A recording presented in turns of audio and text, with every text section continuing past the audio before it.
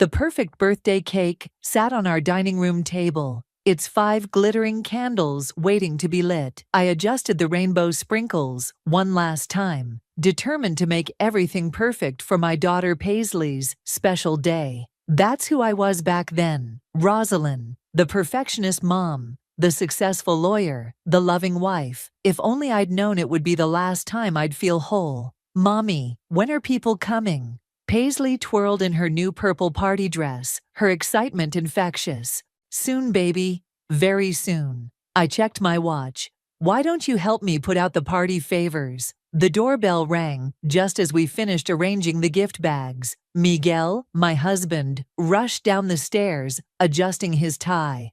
I'll get it. The house quickly filled with the chaos of excited children and chattering parents. My sister Evelyn arrived fashionably late, as usual, wearing a dress that seemed more appropriate for a cocktail party than a child's birthday. Rosa, she air-kissed my cheeks.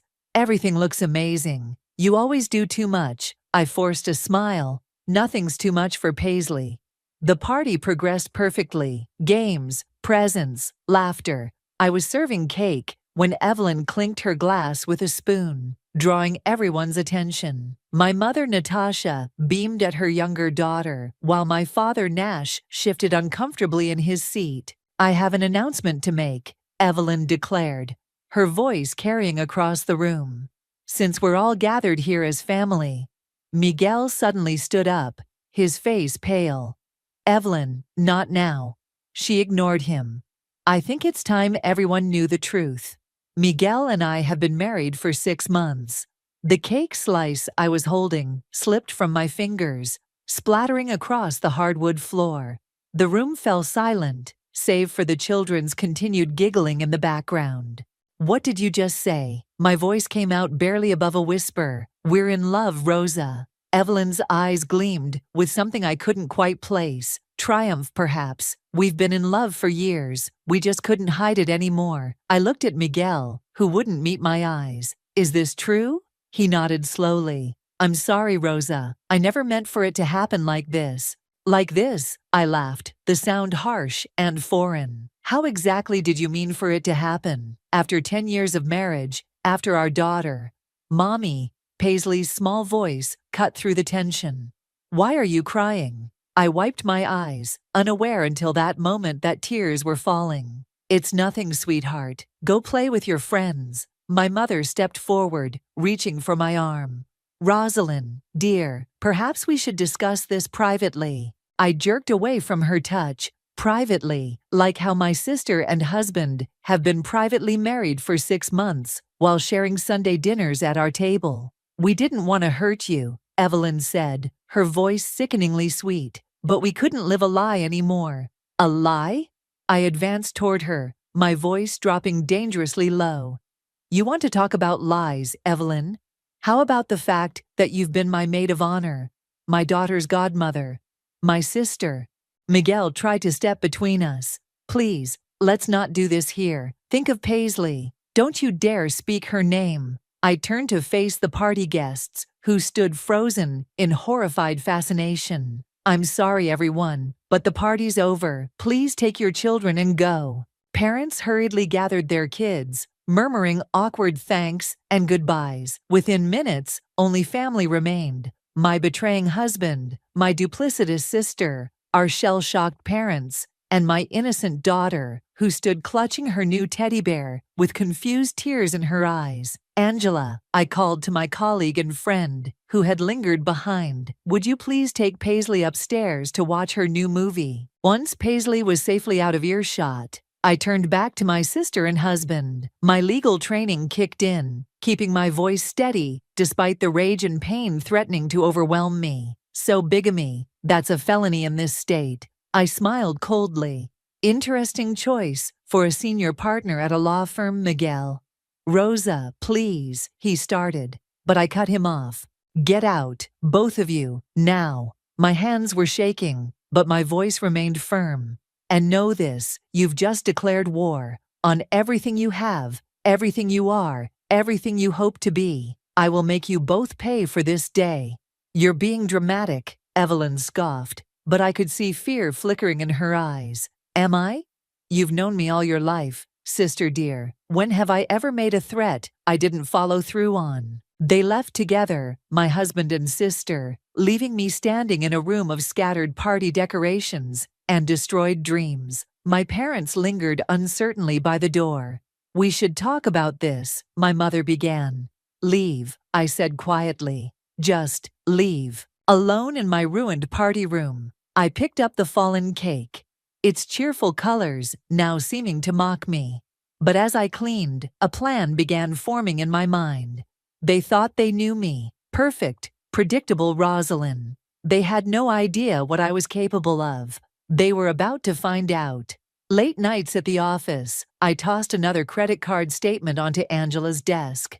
Business trips to Seattle, all those times he insisted on handling our finances. God, I was so blind.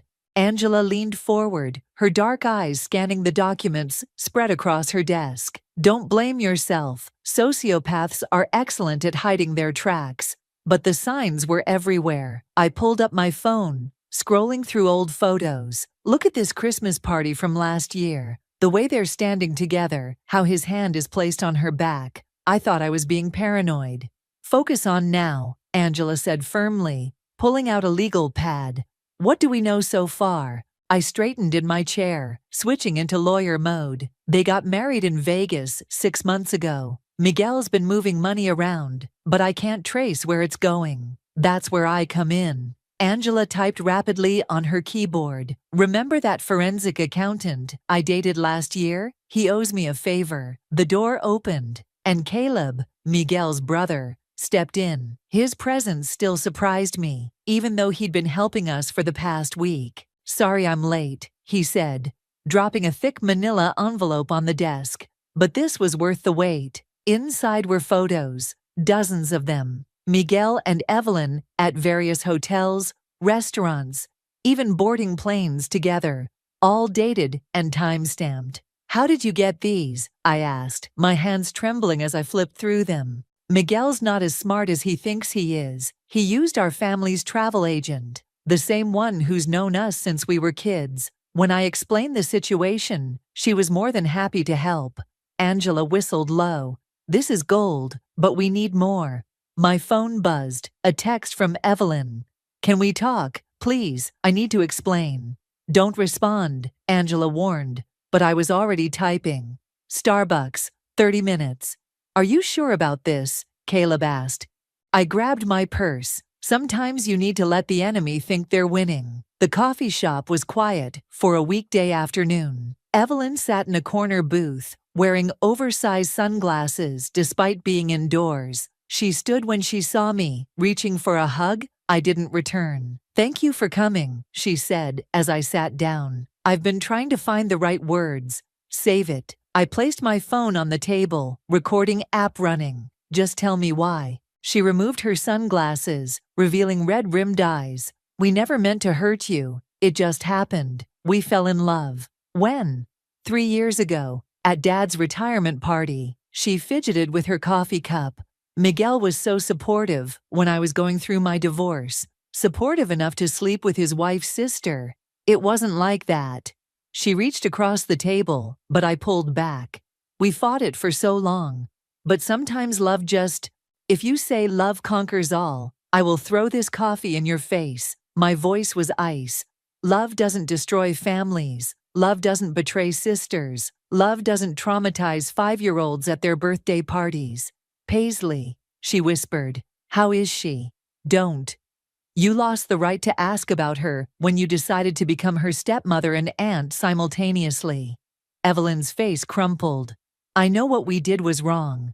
But we can still be a family. Different, but... A family, I laughed bitterly. Let me tell you what family doesn't do. Family doesn't empty joint accounts. Family doesn't forge signatures on loan documents. Family doesn't commit federal crimes. Her face went pale. What are you talking about? You'll find out soon enough. I stood up, gathering my things. One more thing. Those matching Cartier watches you and Miguel bought last month. He used my credit card. Back at the office, Angela was practically bouncing with excitement. Your timing is perfect. Look what we found. She pulled up a banking statement on her screen. Multiple transfers to an offshore account, all under a company name I didn't recognize. Miguel's been embezzling from his firm, Caleb explained, using client funds to finance his new life with Evelyn. The accounts in both their names. That's why they got married, I realized. He needed her name on the accounts to hide the money trail. Exactly, Angela grinned. And guess who just got appointed to the Bar Association's Ethics Committee? You didn't. I did. Every complaint about Miguel's firm will cross my desk. I sank into a chair, overwhelmed by the implications. This could ruin him, both of them. That's the point. Caleb's voice was gentle, but firm. They ruined your life without a second thought. Why show mercy? My phone buzzed again. A text from my mother. Please call me. We need to talk about your father's New Year's party. Perfect timing, Angela said, reading over my shoulder. That's exactly where we'll spring the trap. I stared at the message, remembering countless family gatherings, holidays, celebrations, all those memories now tainted by betrayal. But maybe, just maybe, they could serve one final purpose. You're right, I said, a plan crystallizing in my mind. New Year's Eve. When everyone's gathered to celebrate new beginnings, we'll give them an ending they'll never forget.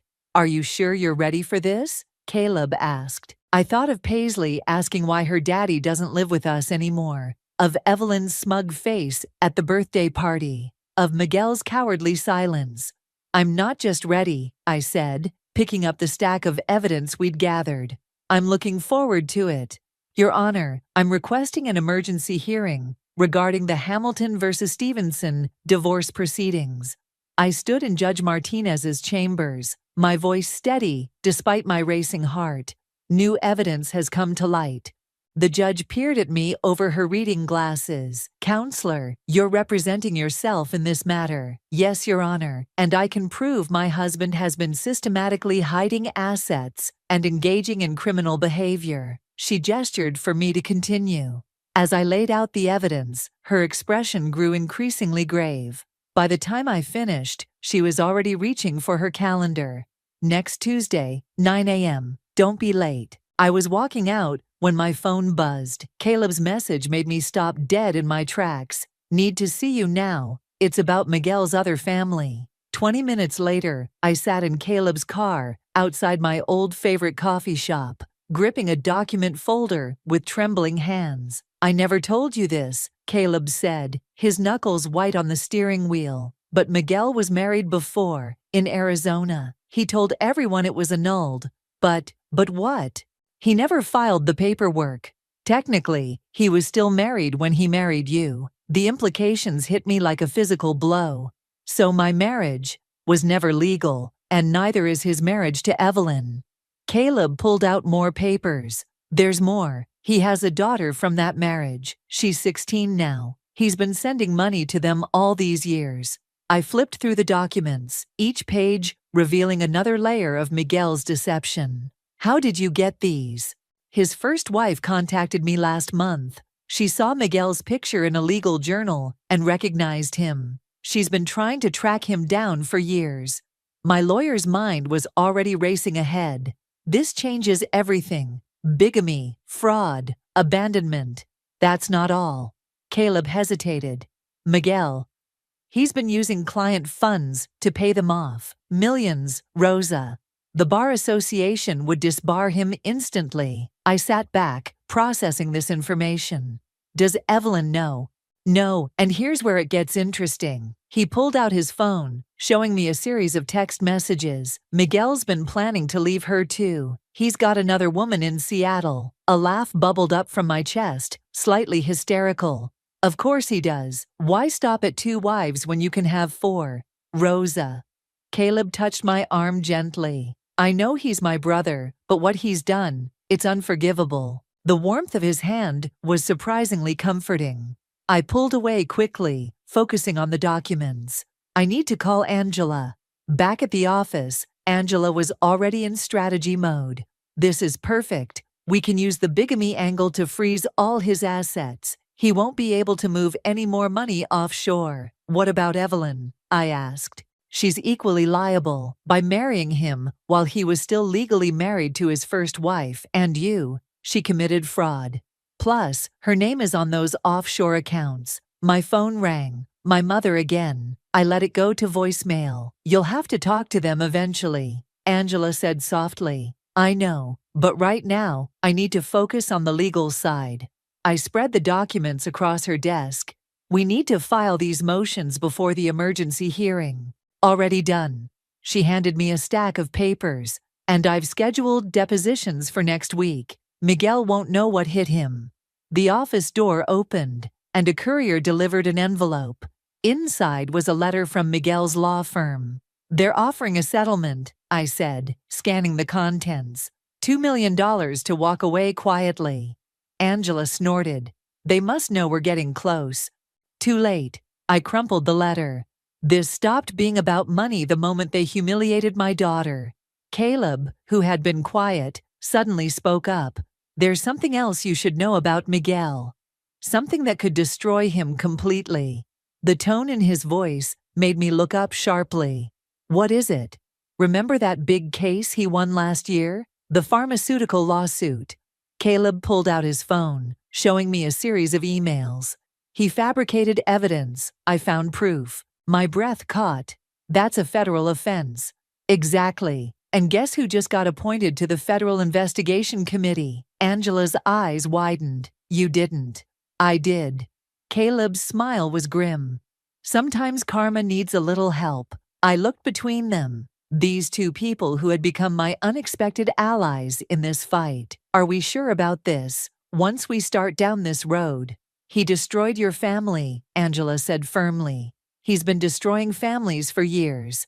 And Evelyn, I asked, thinking of our shared childhood. Of all the years we'd been not just sisters, but best friends. She made her choice, Caleb said quietly. Now it's time for her to face the consequences. I nodded, reaching for my phone. It was time to call my mother back. After all, the New Year's party was coming up, and I needed to make sure everyone would be there to witness the fall of the house of lies Miguel and Evelyn had built. One more thing, Caleb said as I dialed. Whatever happens, I'm with you, all the way. His words carried a weight I wasn't ready to examine yet. For now, I had a war to win. My parents' house looked exactly the same.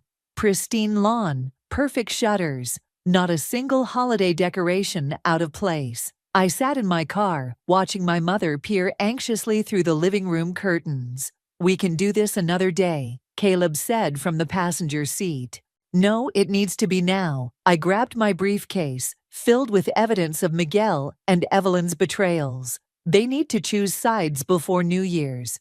Inside, my father sat in his usual armchair, while my mother hovered nervously near the fireplace. The family photos on the mantel caught my eye. So many happy moments, all lies. Rosalind, my mother stepped forward. We've been so worried. Have you? I set my briefcase on the coffee table. Worried about me, or worried about the scandal? That's not fair, my father spoke up. We're trying to understand.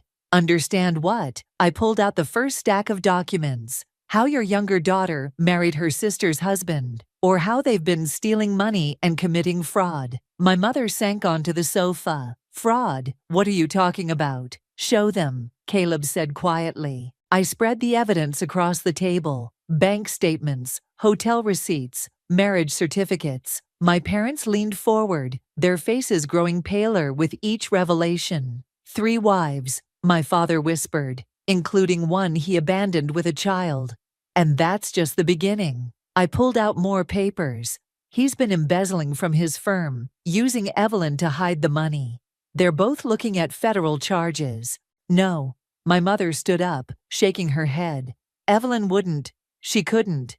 She did. And you enabled her. The words came out sharp, years of resentment behind them. You've always enabled her, haven't you? Poor little Evelyn, who needs special treatment, who can do no wrong. That's not true. Really? Where was your outrage when she announced their marriage at my daughter's birthday party? Where was your support when she destroyed my family? My father cleared his throat. We thought, maybe if we stayed neutral. Neutral? I laughed bitterly. There's no neutral in betrayal, Dad. You're either with the victim or the perpetrator. The doorbell rang, making us all jump.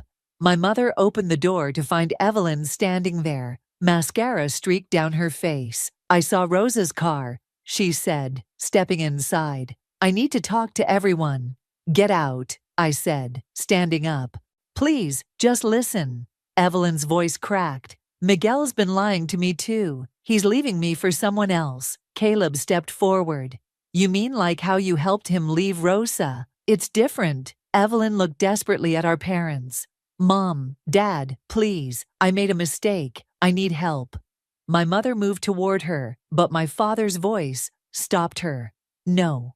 We all turned to look at him. In 35 years, I'd never heard him use that tone. Dad, Evelyn whispered. I've been silent too long.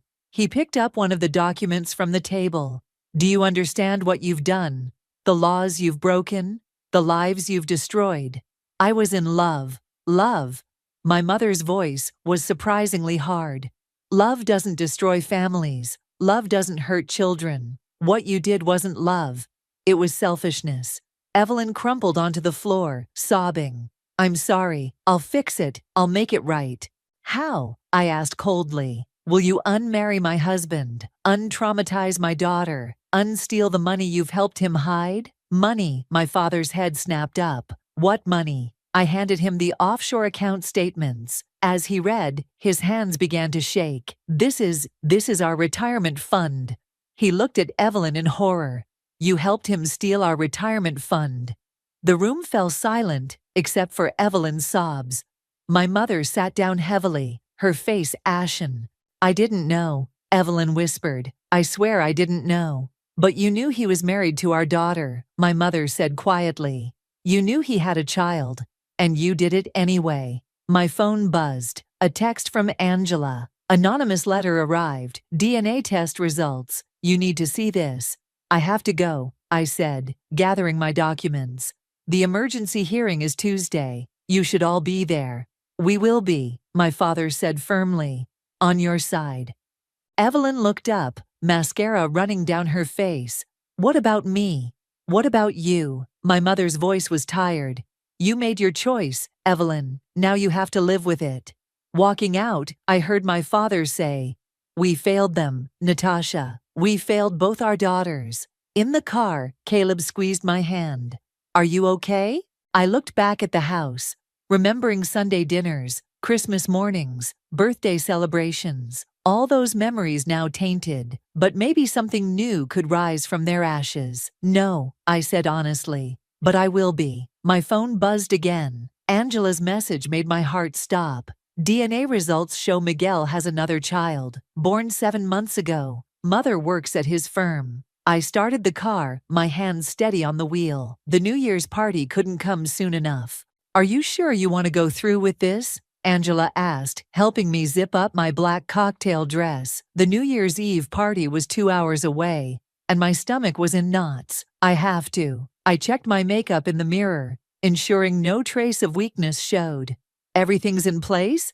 Everything. She handed me a USB drive. The presentation is ready. Caleb confirmed all the key players will be there. Paisley appeared in the doorway, wearing her favorite princess pajamas. Mommy, you look pretty. Can I come to the party too? Not tonight, sweetheart. I knelt down to her level. Remember, you're having a special sleepover with Aunt Angela's daughter. Will Daddy be at the party? The innocent question made my heart clench. Yes, but can you tell him I miss him? Angela quickly stepped in. Hey, Paisley. Want to help me set up the blanket fort downstairs? After they left, I gripped the bathroom counter, fighting back tears. The doorbell rang, and I heard Caleb's voice downstairs. Ready? He called up. Coming. I grabbed my clutch, which contained copies of all the evidence we'd gathered. Just as I reached the stairs, my phone rang. Miguel. Don't answer it, Caleb warned, but I pressed accept. Rosa, please. Miguel's voice was desperate. We need to talk before tonight. We have nothing to talk about. I know about the hearing on Tuesday. I know what you found. He paused. I can explain everything. Explain? I laughed coldly. Explain the 3 wives, the embezzlement, or maybe explain your new baby with your paralegal. Silence on the other end. Then, how did you? See you at the party, Miguel. I hung up. Caleb studied my face. You okay? Perfect. I straightened my spine. Let's go destroy my husband's life. The drive to my parents' house was tense. Caleb kept glancing at me, clearly worried. Stop looking at me like I might break, I said finally. I'm fine. You don't have to be fine. His hand found mine. You don't have to be anything. The warmth of his touch was distracting. I pulled away. I can't think about that right now. He nodded, understanding in his eyes. Later then. My parents' house was already full of guests when we arrived. The annual New Year's party was their biggest social event, and this year the tension was palpable. People whispered behind their hands as I walked in. Rosalind, my mother hurried over, looking elegant but stressed. Everyone's here, including, I see them. Miguel and Evelyn stood in opposite corners of the room, both looking uncomfortable. Good. The laptop is set up in your father's study, she whispered. Everything's ready. I checked my watch. 10 minutes until midnight. Perfect timing. Evelyn approached, wine glass shaking in her hand. Rosa, please, can we talk? Funny how everyone wants to talk now. I smiled coldly. But you didn't want to talk when you were sleeping with my husband, did you? I made a mistake. She grabbed my arm. He's leaving me. Everything's falling apart. Good. I pulled free.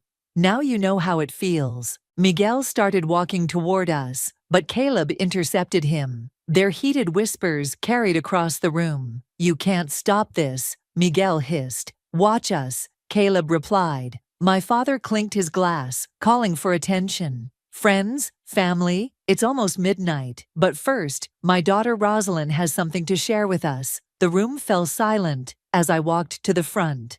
A projector screen lowered behind me. Many of you were at my daughter's birthday party 2 months ago, I began, my voice steady. You witnessed my sister announce her marriage to my husband. What you didn't witness was the years of deception that led to that moment. I clicked the remote. Images appeared on the screen. Bank statements, marriage certificates, hotel receipts. The crowd gasped. Miguel isn't just a bigamist, I continued. He's a thief, a fraud, and apparently, quite the prolific father. Another click showed the DNA test results. Miguel lunged forward, but 2 of my father's friends held him back. You can't do this, he shouted. I can. I am. I turned to face him fully. You destroyed our family. You stole our money. You betrayed everyone who ever trusted you. And now, I smiled. Now you get to watch your entire life crumble, just like I did. Rosa, Evelyn pleaded. Think about the family. Family? I clicked again, revealing the offshore accounts in her name. You mean the family you helped steal from? The retirement funds you helped Miguel embezzle from our parents? My mother's sharp intake of breath cut through the room. The countdown to midnight began in the distance. 10, 9, 8.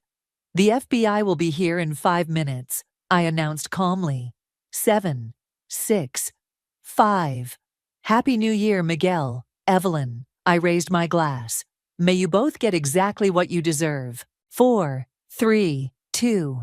Red and blue lights began flashing through the windows. 1. Happy New Year, Caleb whispered beside me as chaos erupted. And for the first time in months, I felt something close to peace. The FBI agents moved through the party with practiced efficiency, their badges glinting in the chandelier light. Miguel stood frozen, his face ashen, as they approached. Miguel Stevenson, the lead agent, stepped forward. We have some questions about the Harrison pharmaceutical case.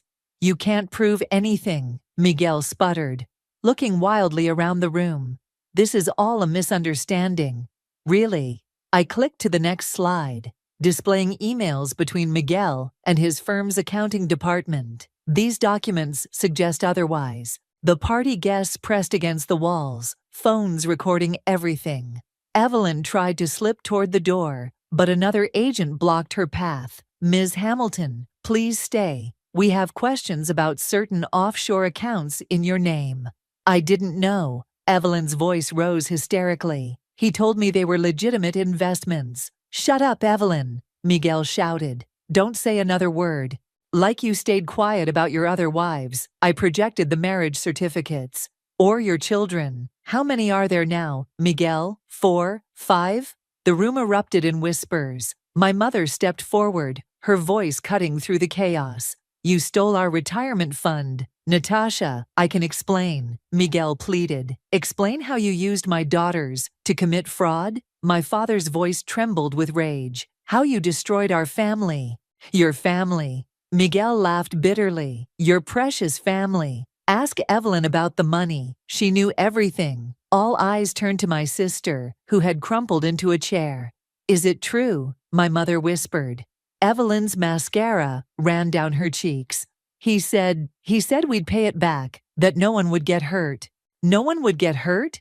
I projected photos from Paisley's birthday party. My daughter's confused tears, the ruined cake, the shocked guests. What about my 5-year-old? What about her pain? I'm sorry, Evelyn wailed. I was in love. Love. Caleb stepped forward, his voice hard. Show them the Seattle photos, Rosa. I clicked again. Images of Miguel with another woman appeared. Recent photos, her pregnant belly visible. When were these taken? Evelyn stood, swaying. Miguel? Last month, Caleb answered. While you were planning your new life together, he was planning his escape. Again. The FBI agent checked his watch. Mr. Stevenson, Ms. Hamilton, we need you to come with us.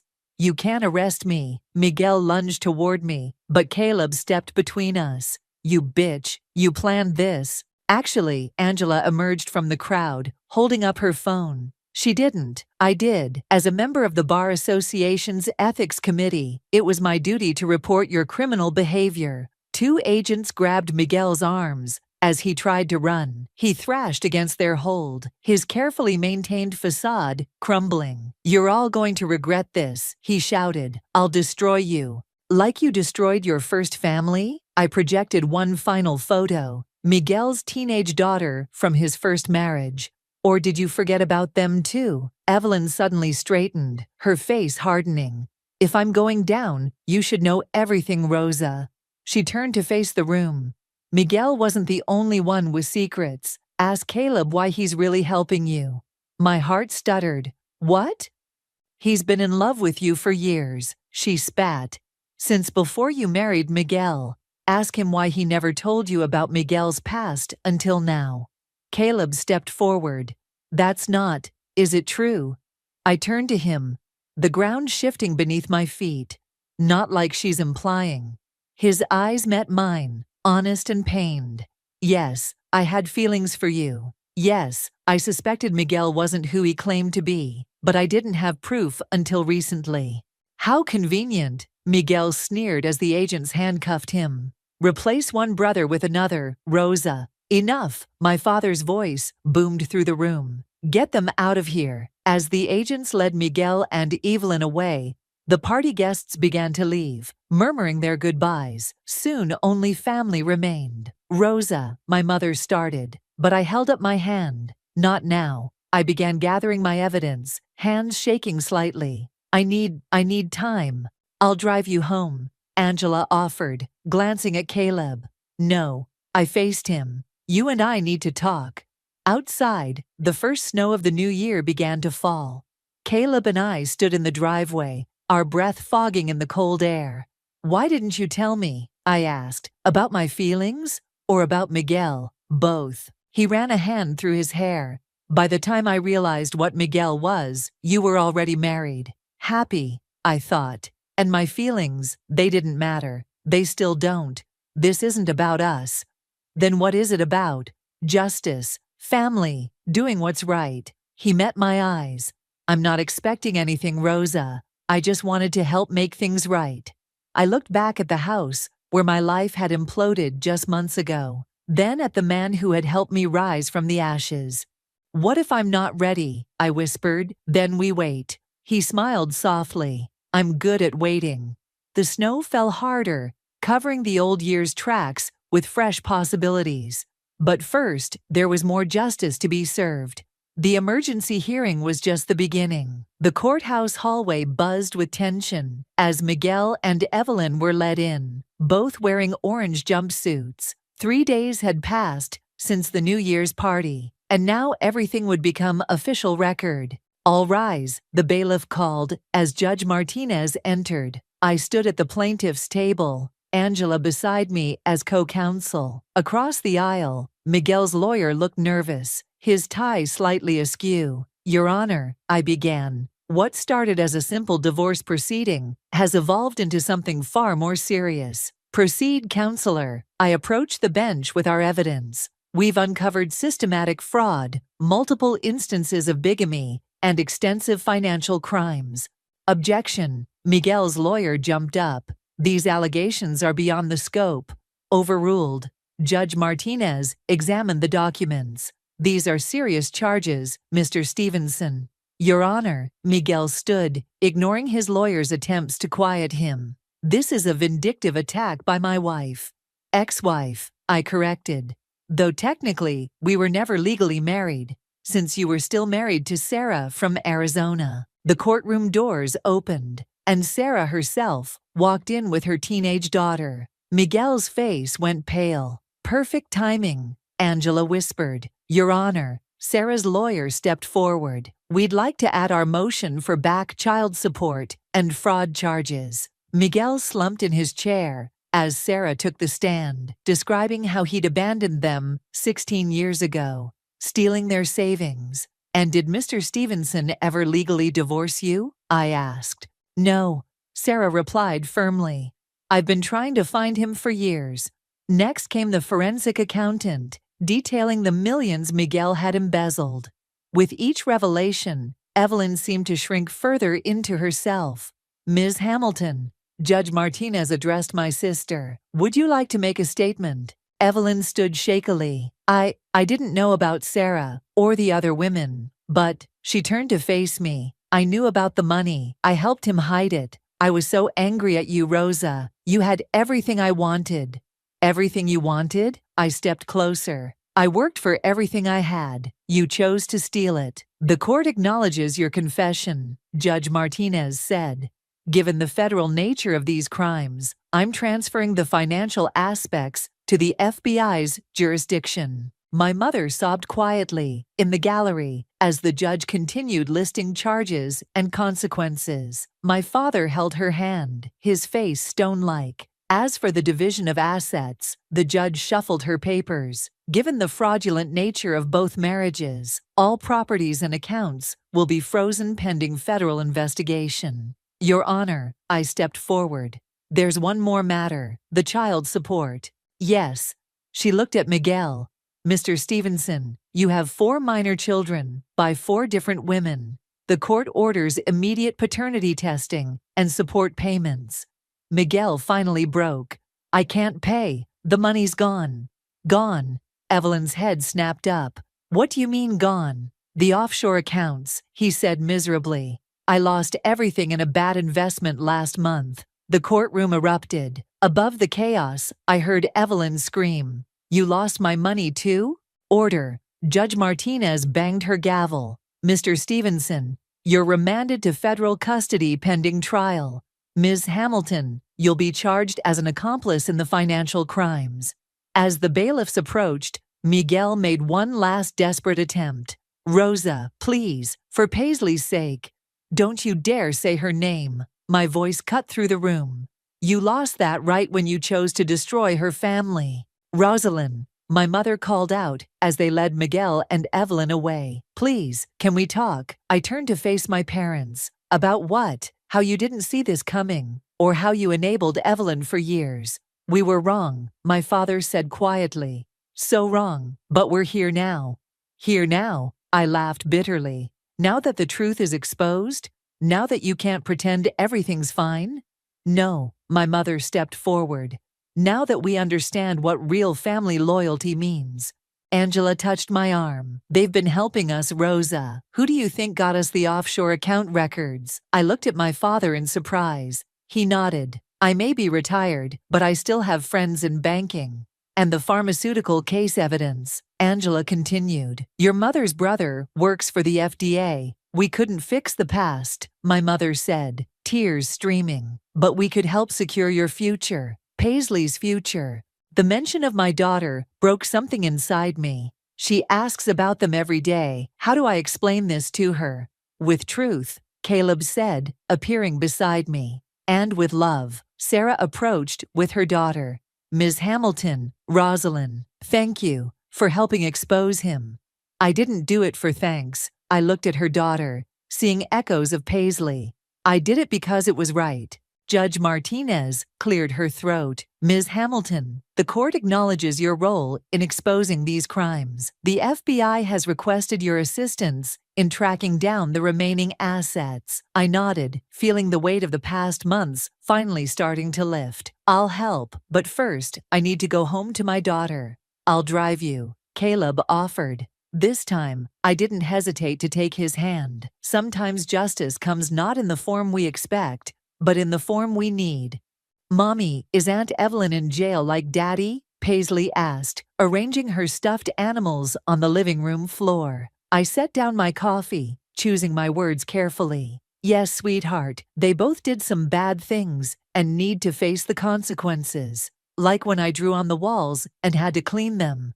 Something like that. I smiled, amazed by her simple wisdom, but much bigger. The doorbell rang. Sarah and her daughter Amy stood on the porch, carrying a cake.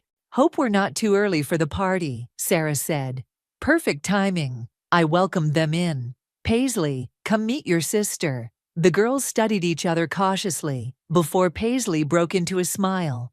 Want to see my unicorns? As they played, Sarah and I watched from the kitchen.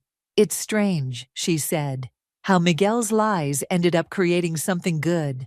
A silver lining, I agreed, hearing more cars pull up outside. My parents arrived with Angela and her daughter, then Caleb, carrying pizza boxes. The house filled with voices and laughter, a new kind of family gathering. Rosa, my mother pulled me aside. I visited Evelyn yesterday. My back stiffened. How is she? Broken, remorseful. She squeezed my hand. She asked me to give you this. The envelope contained a handwritten letter. I tucked it away for later. The FBI found another account, my father announced, joining us. They're releasing some of the recovered funds for Paisley's college. And Amy's, I added firmly. They deserve equal shares. Caleb appeared at my elbow. Speaking of shares, the Bar Association made their decision. And Miguel's disbarred. Permanently. The pharmaceutical company is facing criminal charges too. The doorbell rang again. This time it was Miguel's other ex-partners with their children. We'd found them during the investigation. More victims of his deceptions, now part of our unconventional support system. Mommy, Paisley called. Can we have cake now? First, I gathered everyone around. I want to thank you all for being here. 6 months ago, I thought my family was destroyed. I was wrong. It was just transforming. To transformation, Caleb raised his glass, his eyes meeting mine with quiet understanding. Later, after the kids were playing and adults chatting, I slipped away to read Evelyn's letter. Dear Rosa, I know sorry means nothing now, but I am. Sorry for the betrayal, the lies, the pain I caused. You were always the strong one, the good one. I was jealous, bitter, weak. Prison is teaching me hard lessons about consequences. I don't expect forgiveness. I just want you to know that you were right about everything. Take care of our parents. And please, tell Paisley that her Aunt Evelyn loves her, even though I didn't show it right. Evelyn. You okay? Caleb asked, finding me on the back porch. Getting there. I folded the letter. Did you know about the job offer? The FBI consulting position? Angela mentioned it. They want me to help track down other financial fraud cases. I turned to face him. It would mean working with Sarah sometimes. Poetic justice, he smiled. What about us? Us? I stepped closer. Are you asking me something, Caleb? Just if you're ready. For dinner, maybe. Or coffee. Coffee sounds good. I looked through the window at our gathered family. But let's take it slow. Slow is good. His hand found mine. We have time. Inside, Paisley's laugh mingled with her new siblings' voices. My mother was showing Amy old family photos, while my father taught the younger kids a card trick. Angela and Sarah discussed starting a support group for fraud victims. You know what Paisley asked me this morning? I said to Caleb. She asked if bad things can turn into good things. Smart kid. What did you tell her? That sometimes the worst storms clear the way for new growth. I squeezed his hand. Sometimes betrayal leads to truth. Sometimes broken families rebuild into something stronger. Mommy, Paisley called through the window. Uncle Caleb, we're making sundaes. Coming, sweetheart. I turned to Caleb. Ready to join the chaos? With you? Always. We walked back inside to the warmth of laughter and conversation, to the messy, beautiful reality of our reconstructed family. Miguel and Evelyn's betrayal had shattered my world, but from those fragments, we'd built something new, something real. More sprinkles, Paisley demanded, and I obliged, watching the rainbow colors scatter across the ice cream, like the pieces of our lives, once broken, now forming a new pattern. This wasn't the family I'd planned on, but it was the family I needed. Stronger for having been tested, more precious for having been chosen, more authentic for having faced the truth. And as I looked around at these faces, some familiar, some new, all connected by threads of survival and hope, I realized that sometimes the happy ending isn't about keeping things the same. Sometimes it's about having the courage to let them change.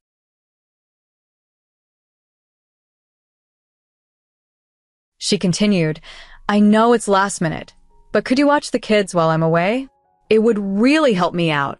My heart sank, but not from surprise. This pattern was all too familiar. Feeling a mix of disappointment and frustration, I replied, Sophia, I'm really busy this weekend. I had already made plans. There was a brief silence on the other end before she responded, almost as if she hadn't expected that answer.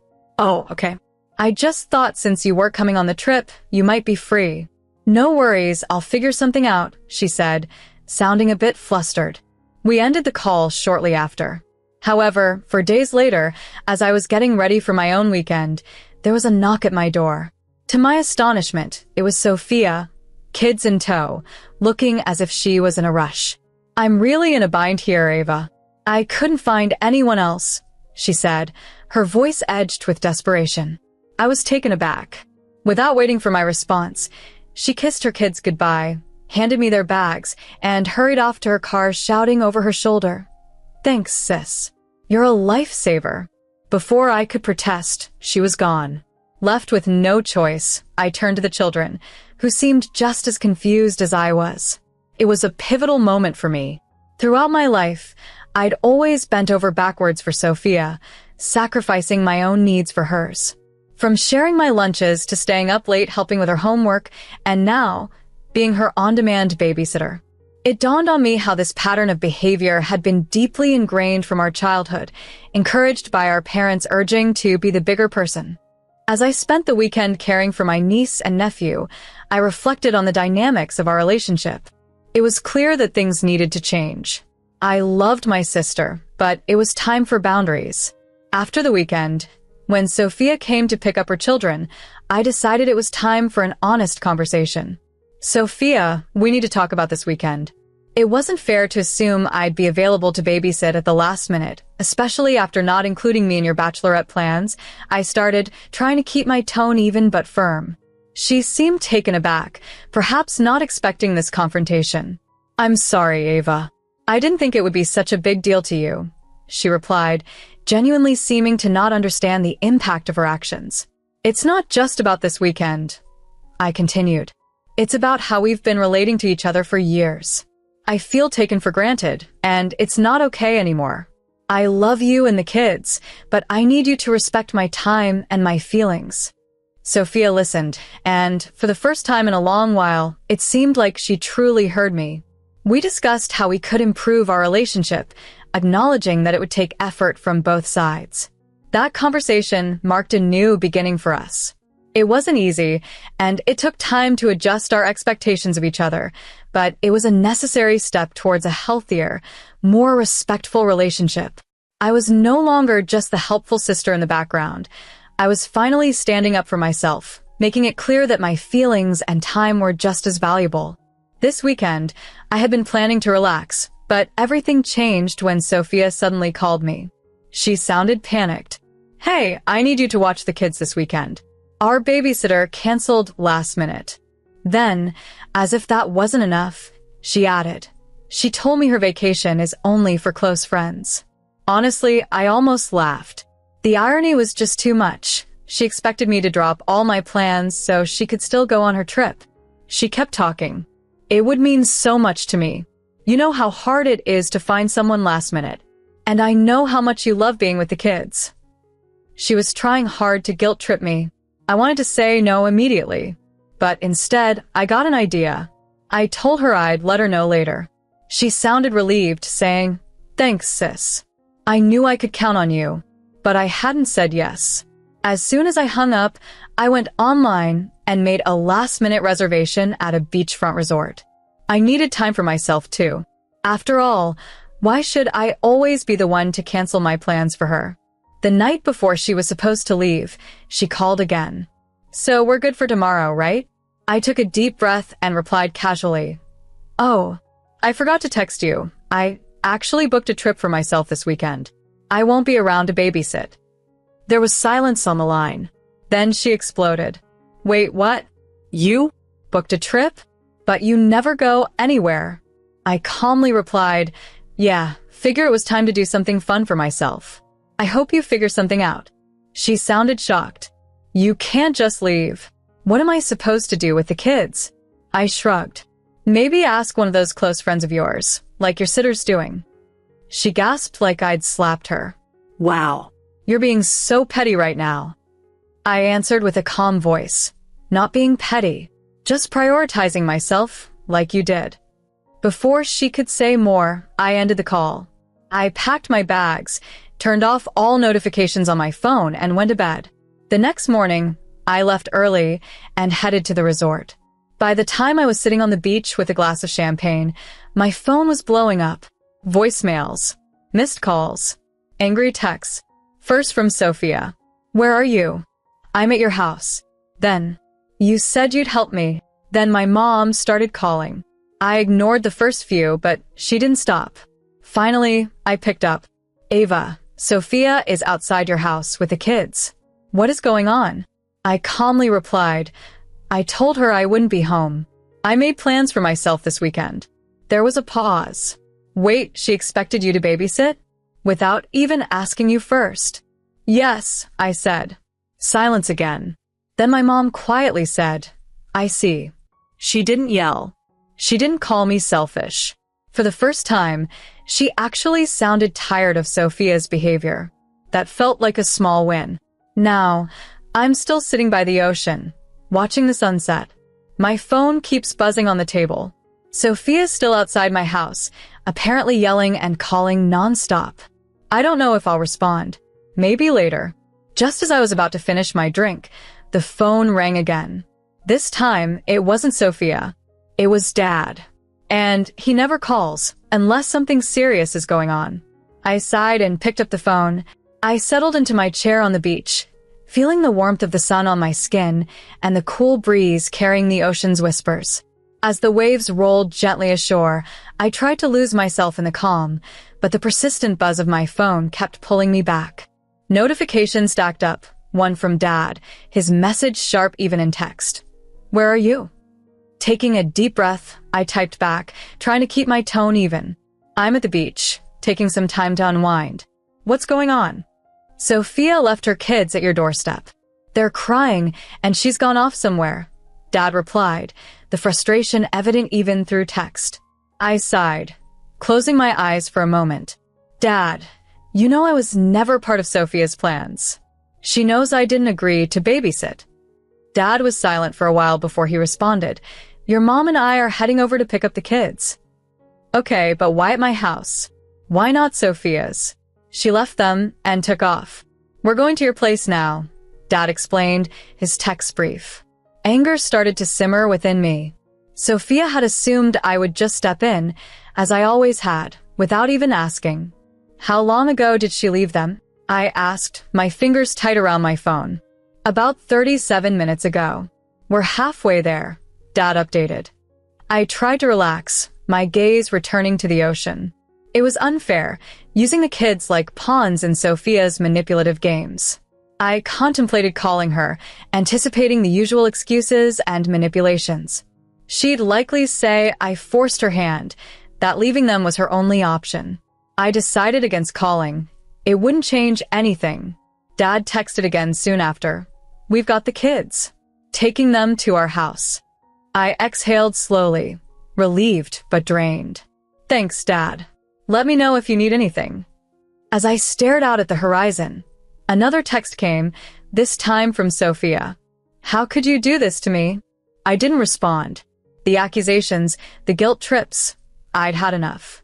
It was time for a change.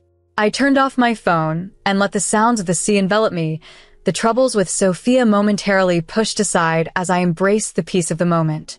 Sophia was clearly overreacting about the whole situation. She took things to heart too easily, often getting caught up in minor disputes. You're dead to me, she had messaged me angrily. Despite her dramatic reaction, I was determined not to let it ruin my weekend. I briefly glanced at my phone, then set it aside and leaned back in my lounge chair, trying to relax. As the sun set, casting rich orange and gold hues across the ocean, the waves rolled gently, a stark contrast to the turmoil in my inbox. Normally, the peaceful scene would soothe me, but Sophia's behavior nagged at my mind. She had a knack for shifting blame and twisting situations to her benefit. I knew she wouldn't let this go easily. She'd hold onto this grudge for a long time. I sighed, taking a slow sip of my drink, then reluctantly picked up my phone again. There were 57 unread messages, some from my mom, most from Sophia. I skimmed through my mom's texts first. She was looking after the kids, worried because Sophia wasn't responding to her calls. Confused, I then checked Sophia's messages, which were filled with accusations. You ruined everything. You're so bitter. You embarrassed me. It was the usual guilt tripping. Just as I was about to put my phone away, another message from Sophia popped up, claiming all her friends agreed I was a terrible sister. It was exhausting. Throughout my life, I'd been the reliable, responsible one, always the peacemaker. Now, with me finally standing up for myself, Sophia was painting me as the villain. I locked my phone and decided not to engage. I didn't care, or at least I told myself I didn't. An hour later, as I was finishing dinner at the resort's outdoor area, my phone buzzed again. It wasn't Sophia this time.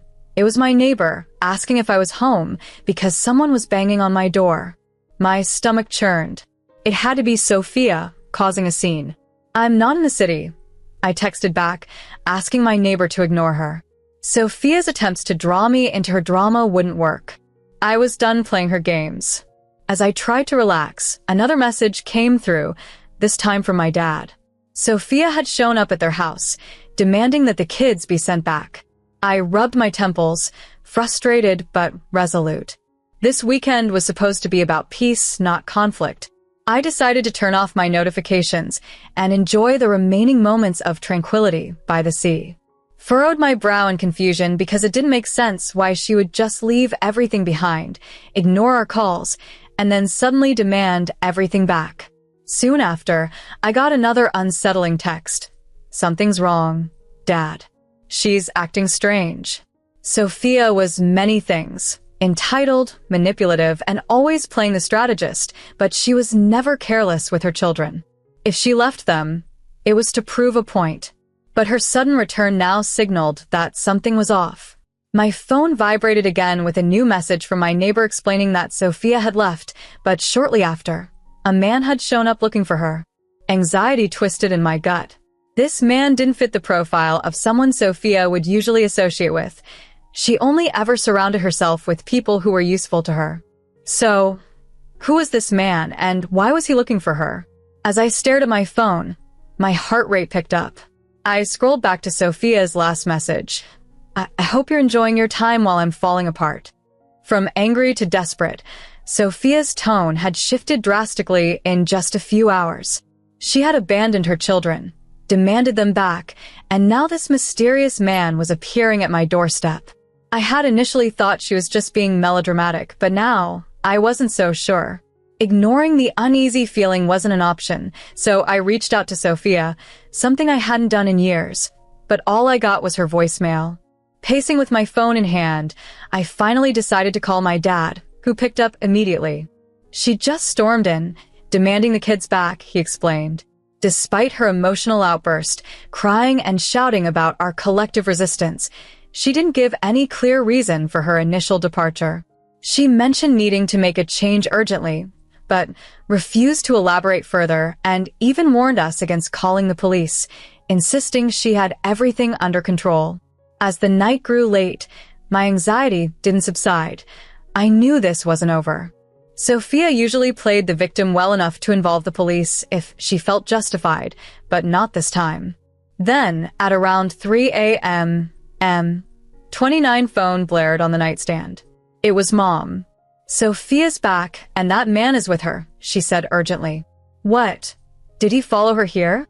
I asked, already throwing on my clothes and grabbing my essentials. Yes, they're outside arguing right now, she replied. I told her to call the police despite Sophia's warnings. Already in my car and speeding down the highway, I was determined. I'm on my way home, Mom. I had already ended the call when I decided I needed to see the situation for myself. Upon arriving at our parents' home, I was met with the sight of 5 police cars parked outside. My sister Sophia was on the front porch, crying uncontrollably, while a man I didn't recognize was pacing angrily on the sidewalk, shouting at her. He was tall and rugged, his anger palpable from a distance. As I got out of my car, my heart raced with anxiety. Our mother rushed over to me as soon as she saw me approach. You weren't supposed to be here yet, she said, her voice strained. Ignoring her, I looked from the shouting man to Sophia and asked, Who is that? Our mother just shook her head, indicating she didn't know either. Sophia wouldn't meet my gaze, focusing instead on the ground. The man then turned to me. You're her sister, aren't you? The one who abandoned her, he accused sharply. I stepped back, shocked. Excuse me? I retorted, my voice rising. The man mocked me. Needed a weekend to yourself, huh? Couldn't even spare time to help your own sister. I felt a chill. Did you bring me up to him, Sophia? I asked, my voice tight. The man laughed, a harsh sound. Of course she did. She said she was stuck because of you. I clenched my jaw. What kind of trouble are we talking about here? The money, he said simply, as if that explained everything. How much money? I demanded. $27,000 she owes me, he said with a snort. My heart sank. I turned to Sophia, needing her to tell me it wasn't true. Her eyes, red and swollen, finally met mine. I needed it for the wedding, she whispered. You borrowed money from this man? Why? I asked, disbelief and anger mingling in my voice. I thought I could pay him back before he found out, she replied, her voice barely audible as she wiped her cheeks. The man smirked. Well, you thought wrong. So, you're a loan shark? I asked him directly. What did you think? Showing up here would make her pay you faster? I challenged. He shrugged. Couldn't get her to return my calls. She ran out of excuses, so here we are. I gave Sophia a stern look. You left the kids at my place so you could deal with a loan shark secretly, and then just leave them behind? Sophia sobbed, covering her face. I didn't want them to be around if things turned ugly. I closed my eyes, feeling betrayed. She had exploited my goodwill to babysit, so she could secretly meet with a loan shark, risking our safety without any accountability. After the police took statements, they escorted the man away. Our parents were inconsolable, disappointed in Sophia's recklessness. You put your kids in danger, Sophia, our father said sternly. And you try to shift the blame onto your sister. our mother added, her voice thick with distress. Sophia continued to cry, confessing she didn't know what to do next. As I stood there, witnessing the fallout, I felt a profound sense of disillusionment with how a desperate decision had spiraled into endangering everyone she loved. As I stood there, void of emotion, my anger had dissipated. I wasn't shocked. I was merely exhausted. Sophia looked up at me with wide eyes as I resolved to step away. "You're just going to walk away?" she asked incredulously. I nodded. For once, I felt no obligation to rectify her mistakes. This chaos was of her own making, and she would have to sort it out herself. Turning away, I walked back to my car and left. For weeks thereafter, Sophia and I ceased all communication.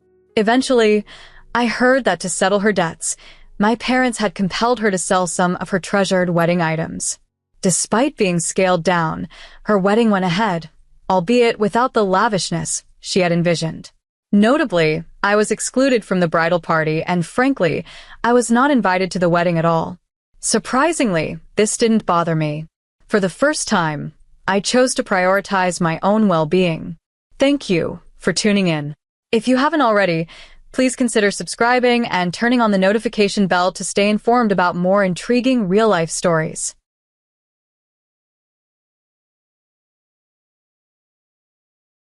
When I was born, my mother and father were both college students, not planning on starting a family so soon. Despite the surprise, my father embraced the idea of fatherhood with open arms. However, after my birth, my mother made a life-altering decision to leave, relinquishing all her parental rights and explicitly stating she did not want to disrupt her life for a child, referring to me as a mistake. This left my father devastated. He had envisioned us as a future family.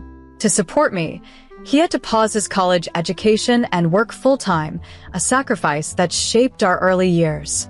Raised by my father with the help of my loving grandparents, I never felt a void despite the absence of my mother. They filled my life with affection and stability, ensuring I never lacked emotional support. My father, doubling as both parents, worked tirelessly to provide for me while remaining a constant source of love and guidance. My grandparents were always there, stepping in whenever needed, making sure I grew up in a nurturing environment. It wasn't until I turned 3, when my father had secured a stable and well-paying job and we moved into our own home, that my mother reappeared, claiming she missed us and wanted to reconnect. However, her return wasn't the joyful reunion one might expect. I felt an instinctive wariness around her. Her actions seemed disingenuous compared to the warmth I saw in other mothers. During her visits, she would focus on conversing with my dad, paying little attention to me. My father, still harboring feelings for her, hoped for reconciliation, although he often found himself defending her despite acknowledging her past indifference towards us. This conflict didn't sit well with my grandparents, who feared she would only cause more heartache. The tension came to a head during a heated discussion I overheard between my dad and my grandfather. My grandfather insisted she had returned only because of my father's newfound stability, a sentiment I quietly shared. Despite the disagreements, my father wanted to believe people could change. Through all these complexities, the love and dedication from my father and grandparents provided me with a solid foundation, teaching me the true essence of family, regardless of the unexpected challenges we faced. I recall how she firmly preferred being called by her first name rather than Mom, especially when we were out. It annoyed her if I ever slipped up, as she believed it made her appear younger. There was a time in a restaurant when I accidentally called her Mom, and she sharply whispered for me to stop, claiming it made her feel uneasy. She moved in with us shortly after she started dating my dad, and things shifted noticeably. As I grew up, her behavior became more pronounced. In high school, she would be unusually friendly with my male friends, to an extent that made me uncomfortable. They would often tell me they found her attractive, which was awkward for me. She'd wear provocative outfits and make flirtatious remarks around them. Eventually, I stopped inviting friends over because she would always find an excuse to come into my room with snacks and drinks, but only when my guy friends were there. Once, she even entered wearing just a bathrobe to offer cookies, leaving my friend avoiding eye contact with me for weeks. At my graduation party by the pool, she wore a skimpy bikini and asked one of my friends to apply sunscreen on her back, which led to awkward laughter and was incredibly embarrassing for me. She continued to behave provocatively, and one of my friends left early due to discomfort. When I discussed this with my dad, he dismissed it, simply saying, "That's just how she is," which was frustrating. It was clear he either didn't see what was happening or chose to ignore it. She never truly loved my dad, staying with him because he was stable, well off, and utterly devoted to her. She would freely spend his money on expensive clothes and makeup, while my dad continued driving the same old car and never complained, just happy as long as she was. Whenever Dad tried to discuss finances, she would turn it into a huge argument, accusing him of not trusting or loving her enough, and she'd manipulate him into apologizing. It was a toxic cycle that repeated itself constantly. When she got pregnant with my brother, she was initially upset and considered an abortion, arguing it would ruin her figure. They argued for weeks, but ultimately, she decided to keep the baby. Despite her reasons, I'm grateful because my brother is now the most important part of my life. Dad was thrilled, always having wanted a larger family. The pregnancy, however, was challenging. She behaved as if her experience was unique, demanding constant attention and service from my dad, sending him on late-night errands to satisfy her cravings and to pamper her endlessly. She paid little attention to me during this period, and once my brother was born, her disinterest in motherhood became apparent. She refused to breastfeed, citing it would damage her figure, and was reluctant to engage in even the basic care like changing diapers. She largely ignored both him and me, leaving us feeling neglected. Growing up, my dad was the pillar of our household, handling everything from night feedings and diaper changes to doctor's appointments for my younger brother. Although I was still quite young myself, I also took on a lot of responsibilities, essentially stepping into the role of a secondary caregiver because our mother was absent in these duties. She rarely engaged in the day-to-day tasks of parenting. Instead, she spent her time shopping and socializing, using money that Dad provided. There was a particularly tough time when my brother had a severe fever, and despite the situation, our mom refused to alter her plans to care for him. Consequently, I had to skip school to look after him because Dad was tied up with a crucial work meeting. This type of scenario was common, and as a result, Dad, my brother, and I forged a strong bond, becoming a tight-knit unit. We developed our own inside jokes and traditions, often excluding her by necessity rather than choice. We enjoyed activities like camping, just the five of us, as Mom disliked the outdoors. Dad always made an effort to include her in family activities, but she consistently found excuses to avoid participating. I once asked Dad why he remained with her despite her apparent disinterest in family life. He gave me a sad look and explained that sometimes love means seeing the potential in someone rather than their actual self. At the time, his words didn't quite make sense to me, and even now, they're difficult to fully grasp. Everything changed when Dad was diagnosed with cancer. The disease was advanced by the time it was discovered, having already spread significantly. Despite the grim prognosis, my brother and I were steadfast in our support, accompanying him to countless treatment sessions and helping him with everyday tasks when he was too weak to manage on his own. Throughout his illness, he maintained a brave face for our sake, but the pain was sometimes overwhelming. During this harrowing period, Mom's behavior was markedly indifferent. She continued her usual routine of shopping and meeting friends, seemingly oblivious to the severity of Dad's condition. She even complained about how his illness disrupted her lifestyle and missed several critical medical appointments due to her other commitments. On one of the worst days, when Dad was suffering intensely from the effects of chemotherapy, I desperately called her for help, but she dismissed my pleas, stating she'd be home later. She returned late in the evening, unaffected and carrying shopping bags. Despite our diligent care and the doctor's best efforts, we lost Dad. His death was a profound shock, and sometimes I still reach for my phone to call him, only to remember he's gone. Mom's reaction has been particularly hard to accept. She showed little to no grief, and even went shopping the day after his funeral, laughing and joking at the reception, which many found inappropriate. Dad was thoughtful to the end, ensuring everything was in order before he passed away. His careful planning and the close relationships he nurtured with my brother and me are a lasting testament to his strength and love. After our father passed away, my brother and I inherited his house, while our mother received a significant sum of money from his bank accounts. Our father had been a diligent saver throughout his life, and it seemed he anticipated that our mother might quickly spend through the cash. His intention was clear. While the money might be fleeting, the house would provide long-term security for us.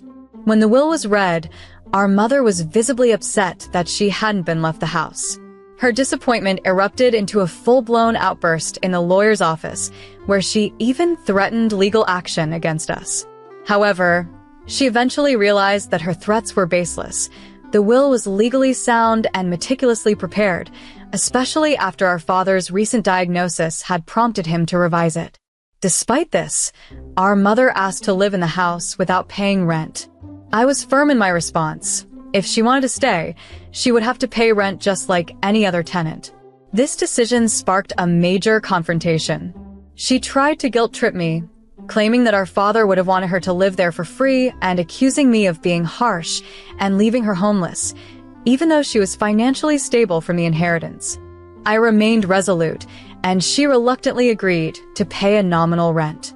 My brother and I were financially secure and didn't need the money, but we wanted to set clear boundaries and establish a formal landlord-tenant relationship to prevent any assumptions that she could stay indefinitely. Amidst all this, our mother quickly resumed her social life, beginning to date almost immediately after our father's funeral. She soon introduced us to her new boyfriend, John, who was uncomfortably close to our ages. John's presence was a constant source of tension. He seemed to dislike us from the start and often made derogatory remarks suggesting we were overly attached to our late father. His attitude felt like an intrusion, especially when he stayed over at the house, behaving disrespectfully and loudly. My brother and I tried to keep our distance, especially when John was around. We had our own homes, but would occasionally visit to ensure the property was maintained properly and that our mother wasn't neglecting it. During these visits, we also took the time to sort through our father's belongings, a process laden with emotion. Some of our father's items were still in the attic, and due to our shared back issues, a family trait, we had to pace ourselves. John consistently complained about our slow handling of our father's possessions, arguing that we should just discard them and move on. His lack of empathy and understanding was stark, as he couldn't grasp the sentimental value these items held for us. Each piece we touched brought back a flood of memories, making the process not just physically, but emotionally taxing.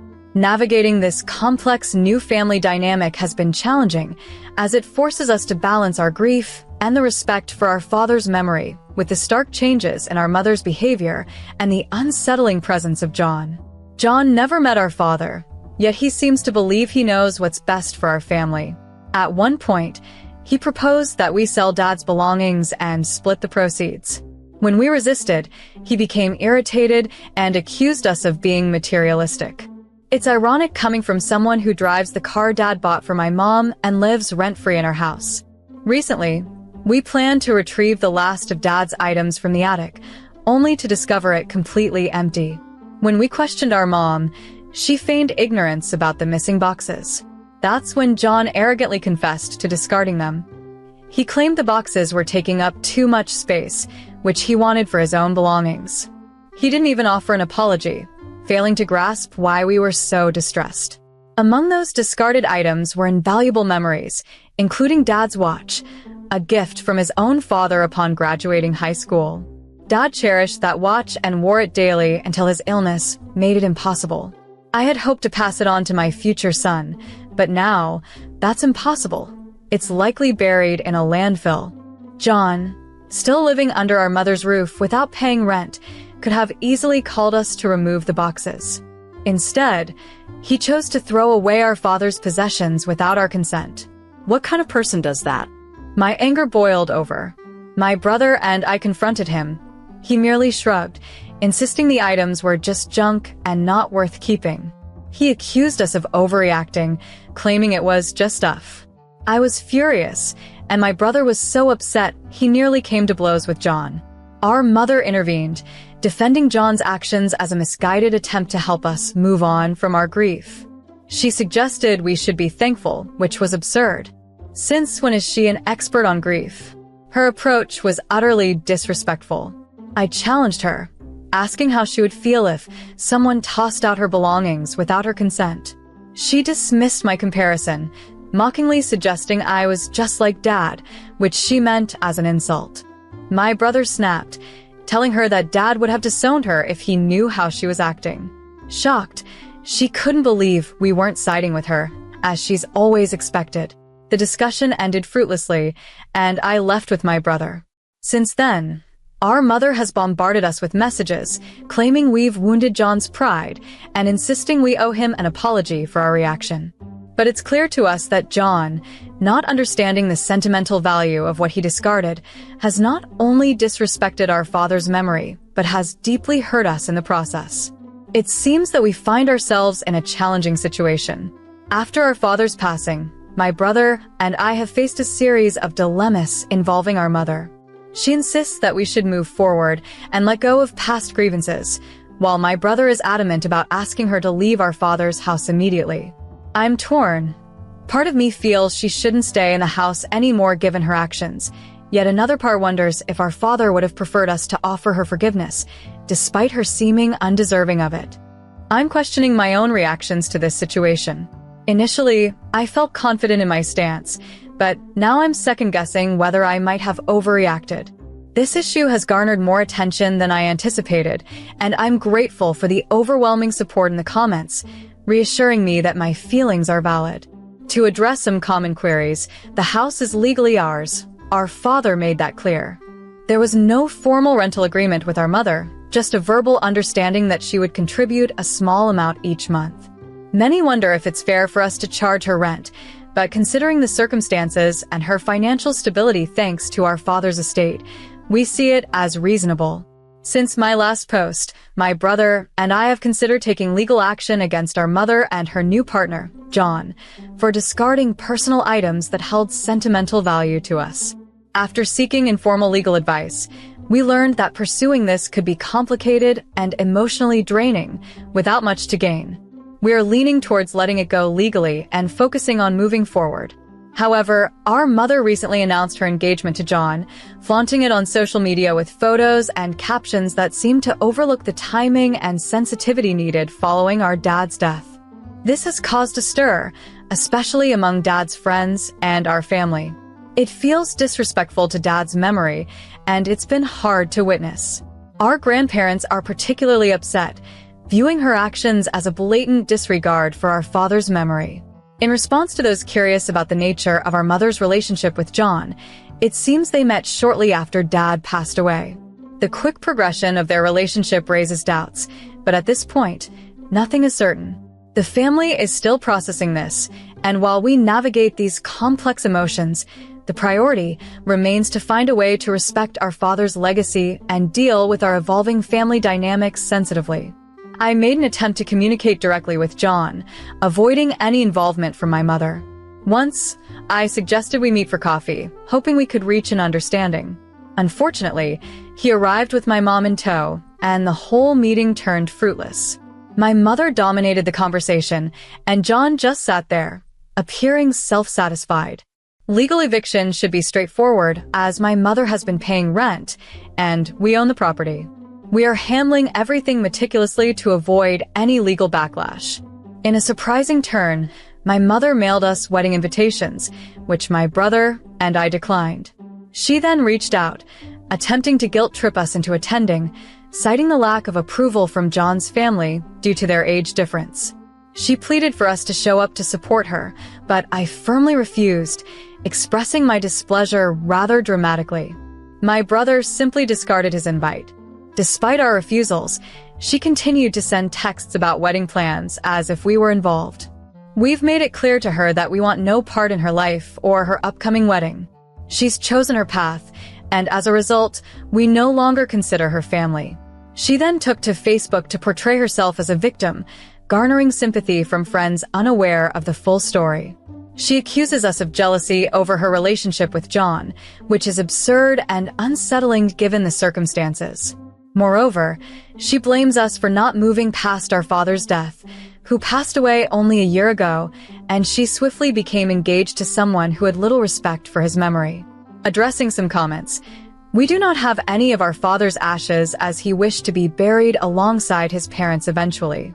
Also, while some suggest therapy, we believe we are managing our grief adequately on our own. In the wake of our father's passing, someone inquired if we could recover any old photos of him. Luckily, we had salvaged most of the photo albums from his house before John discarded the rest. Thankfully, we also have digital backups of many recent pictures. However, we lost some irreplaceable older photos taken before the digital era, along with personal mementos like his watch and medals. Recently, after a thorough legal consultation, we sent my mother an official eviction notice. We also warned that if she didn't vacate by the designated time, we might initiate legal proceedings against John for disposing of Dad's belongings. The lawyer cautioned that winning might be challenging, but the mere threat could compel them to leave. Upon receiving the notice, my mother was distraught and furious, accusing us of being cruel for wanting to evict her and John from the spacious house she had grown to enjoy. She argued that we were being heartless, but I reminded her of the consequences of her decisions, particularly letting John discard Dad's possessions. She retorted with a lengthy tirade about being treated unfairly and insisted she was still our mother. I countered, pointing out that she forfeited any moral high ground when she abandoned us after my birth. Predictably, she hung up the phone. Furthermore, my mother is upset because no one from the family plans to attend her upcoming wedding. She blames us for allegedly turning the family against her, although it hasn't required much effort on our part. Their own actions have alienated them from everyone. Many relatives are baffled by her decision to remarry so hastily to someone much younger, under such contentious circumstances. My aunt mentioned she hardly recognizes my mother anymore, believing she has changed drastically since Dad fell ill. However, I suspect this might have always been her true nature, just masked by Dad's presence. Despite these challenges, my brother and I are coping well, finding solace in each other and our father's family, who have been incredibly supportive. Our grandfather has been sharing cherished stories about Dad's younger days, helping us feel closer to him. Concerning Dad's will, it explicitly states that the house is ours, not our mother's. She might claim tenant rights, but we've given her adequate notice. John has subtly threatened retaliation if we proceed with the eviction. We've taken precautions by documenting everything and installing security cameras around the property. We've also secured duplicates of all crucial documents, including the house deeds and Dad's will. As the eviction notice period ended, Mom and John refused to leave. Mom threatened legal action, claiming tenant rights, but our lawyer advised that we could begin a formal eviction process, which could take months. Instead, seizing the opportunity of their wedding day, we planned a strategic move to reclaim the house while they were distracted by the festivities. This decisive action, while bold, seemed necessary to resolve the ongoing disputes and reclaim our peace. As the day approached, we prepared ourselves. When it finally came, we meticulously packed up all their possessions and placed them neatly at the curb, ensuring nothing was damaged. We even took care to label each box. My brother and uncle then changed the locks and set up security cameras around the property. That evening, we invited some family members over to dinner, partly to have them witness the unfolding events.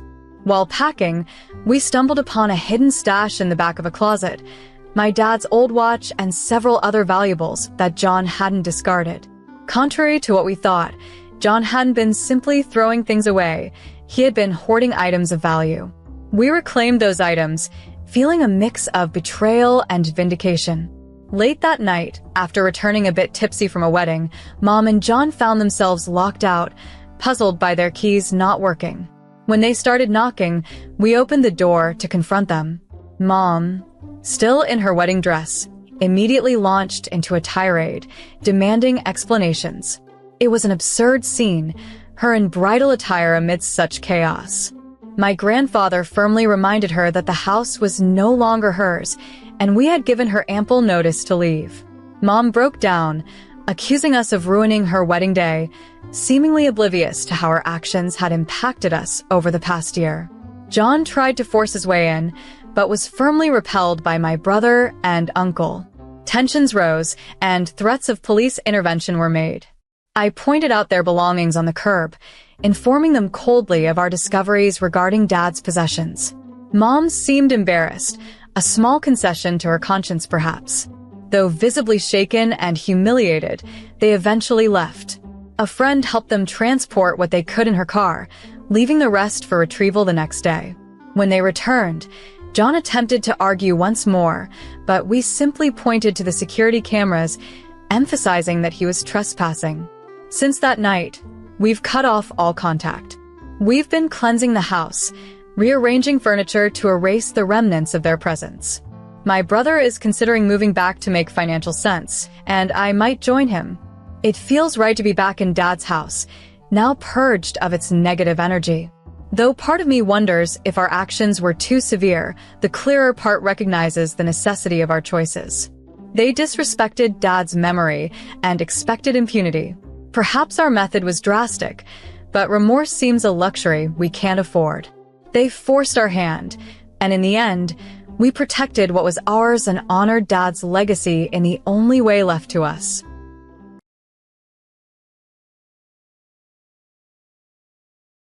For years ago, as I approached my 19th birthday and the exciting prospect of college, my parents sat me down for a serious conversation. They emphasized the importance of self-reliance and financial independence, explaining that I would need to fund my college education on my own. Although I was initially taken aback, I accepted their decision, believing it would ultimately benefit me. Determined to manage, I used my savings from part-time jobs and committed to working while studying to cover my tuition and living expenses. The past 4 years have been challenging. Balancing classes and work left me exhausted, and my limited income forced me to live frugally. Occasionally, I sought financial help from my parents for minor expenses, trying to adhere to the independent life they encouraged. However, a recent revelation has left me questioning their motives. My younger sister, who just turned 19, shared surprising news. Our parents offered to fully fund her college education, covering all her expenses. This was a stark contrast to the expectations they set for me, claiming financial constraints prevented them from doing the same for both of us. This disparity in treatment caused a significant family dispute, resulting in my departure from home. Now, amidst ongoing tensions, my father has reached out, expressing a desire for reconciliation. As I reflect on these events, I'm conflicted. While part of me appreciates the independence I've gained, I can't help but feel hurt by the apparent favoritism. This complex situation leaves me pondering my next steps and the true meaning of fairness and support within a family. She was just as bewildered as I was, and had even brought it up with our parents. They simply brushed it off, advising her not to dwell on such matters. After our talk, she suggested it would be best if I discussed it directly with our parents. So, I immediately called my mom once we finished our conversation. I got right to the point without beating around the bush, questioning why they had decided to fully fund my sister's college education, covering all her tuition and expenses, while pushing me towards financial independence, urging me to manage on my own. I was extremely frustrated. Balancing work and school was proving to be a Herculean task. My grades were slipping, and I was constantly strapped for cash. It all felt overwhelmingly futile, especially seeing my sister's expenses comfortably covered by our parents. When I confronted them, both of them joined the call, initially tossing around feeble excuses. At first, they claimed they were unsure about their financial capability to support both of us through college. However, they later admitted that they had recently realized they could indeed manage it, which is why they had committed to funding my sister's education. They insisted it wasn't meant to be taken personally, but that explanation didn't sit right with me. My mom is an accountant. Surely, she knew their financial situation well enough from the start. After much avoidance, they finally confessed. They were willing to invest in my sister's education over mine because they saw her as the more promising student. This revelation was a bitter pill to swallow. It hurt deeply, not just because it was true, but because it implied that I wasn't deemed worthy of the investment. Although I wasn't a top student, I wasn't poor in my studies either. But to them, I apparently wasn't worth the gamble of a college education and the comfort that came with it. I didn't want to sound entitled, but I felt distinctly discriminated against. Moreover, they had deceived me, making me believe that their insistence on my independence was for my own good, while in truth, it was a convenient way for them to avoid the financial responsibility of my education. When they tried to smooth things over, claiming they truly wanted what was best for me but were unsure of the return on their investment, it felt like they were only adding insult to injury. They explained that they anticipated my sister opting for a pricier college due to her stellar grades and wanted me to self-fund my education to free up resources for her. Their honesty came too late and felt like a mere excuse. They admitted to withholding the truth to spare my feelings, but this only highlighted their willingness to prioritize one child's future over another's based on perceived potential, leaving a lasting sting of inequality and unfairness between us. My emotions were significantly impacted when I discovered the truth about my parents' decision regarding my college tuition. Despite my initial attempt to ignore the situation, learning the truth only intensified my hurt. Had they been straightforward from the start, perhaps I wouldn't feel as betrayed as I currently do. I couldn't bring myself to confront them directly. Instead, I ended our call abruptly, feeling a profound loss of interest in continuing the conversation. Seeking comfort and advice, I reached out to my sister, who is not just a sibling but a close confidant. She was equally appalled to learn about our parents' actions. Despite her initial refusal to accept any financial support from them, I persuaded her to reconsider. Given her academic brilliance, I felt she deserved the opportunity to pursue her education without financial worries, and I encouraged her to accept their help for her college expenses. In contrast, I communicated my decision to sever ties with our parents for the time being. Their actions had caused deep emotional wounds, and I needed space to process the betrayal. With the holiday season approaching, I had planned to return home for Thanksgiving and Christmas. However, under the current circumstances, I felt it best to avoid going home. I thought I might spend the break with my grandparents instead. Unfortunately, my sister inadvertently informed our parents of my plans to stay away over the holidays, leading to a severe conflict between them.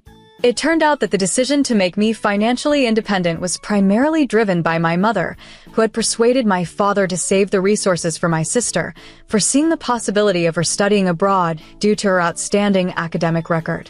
The ensuing fallout was intense.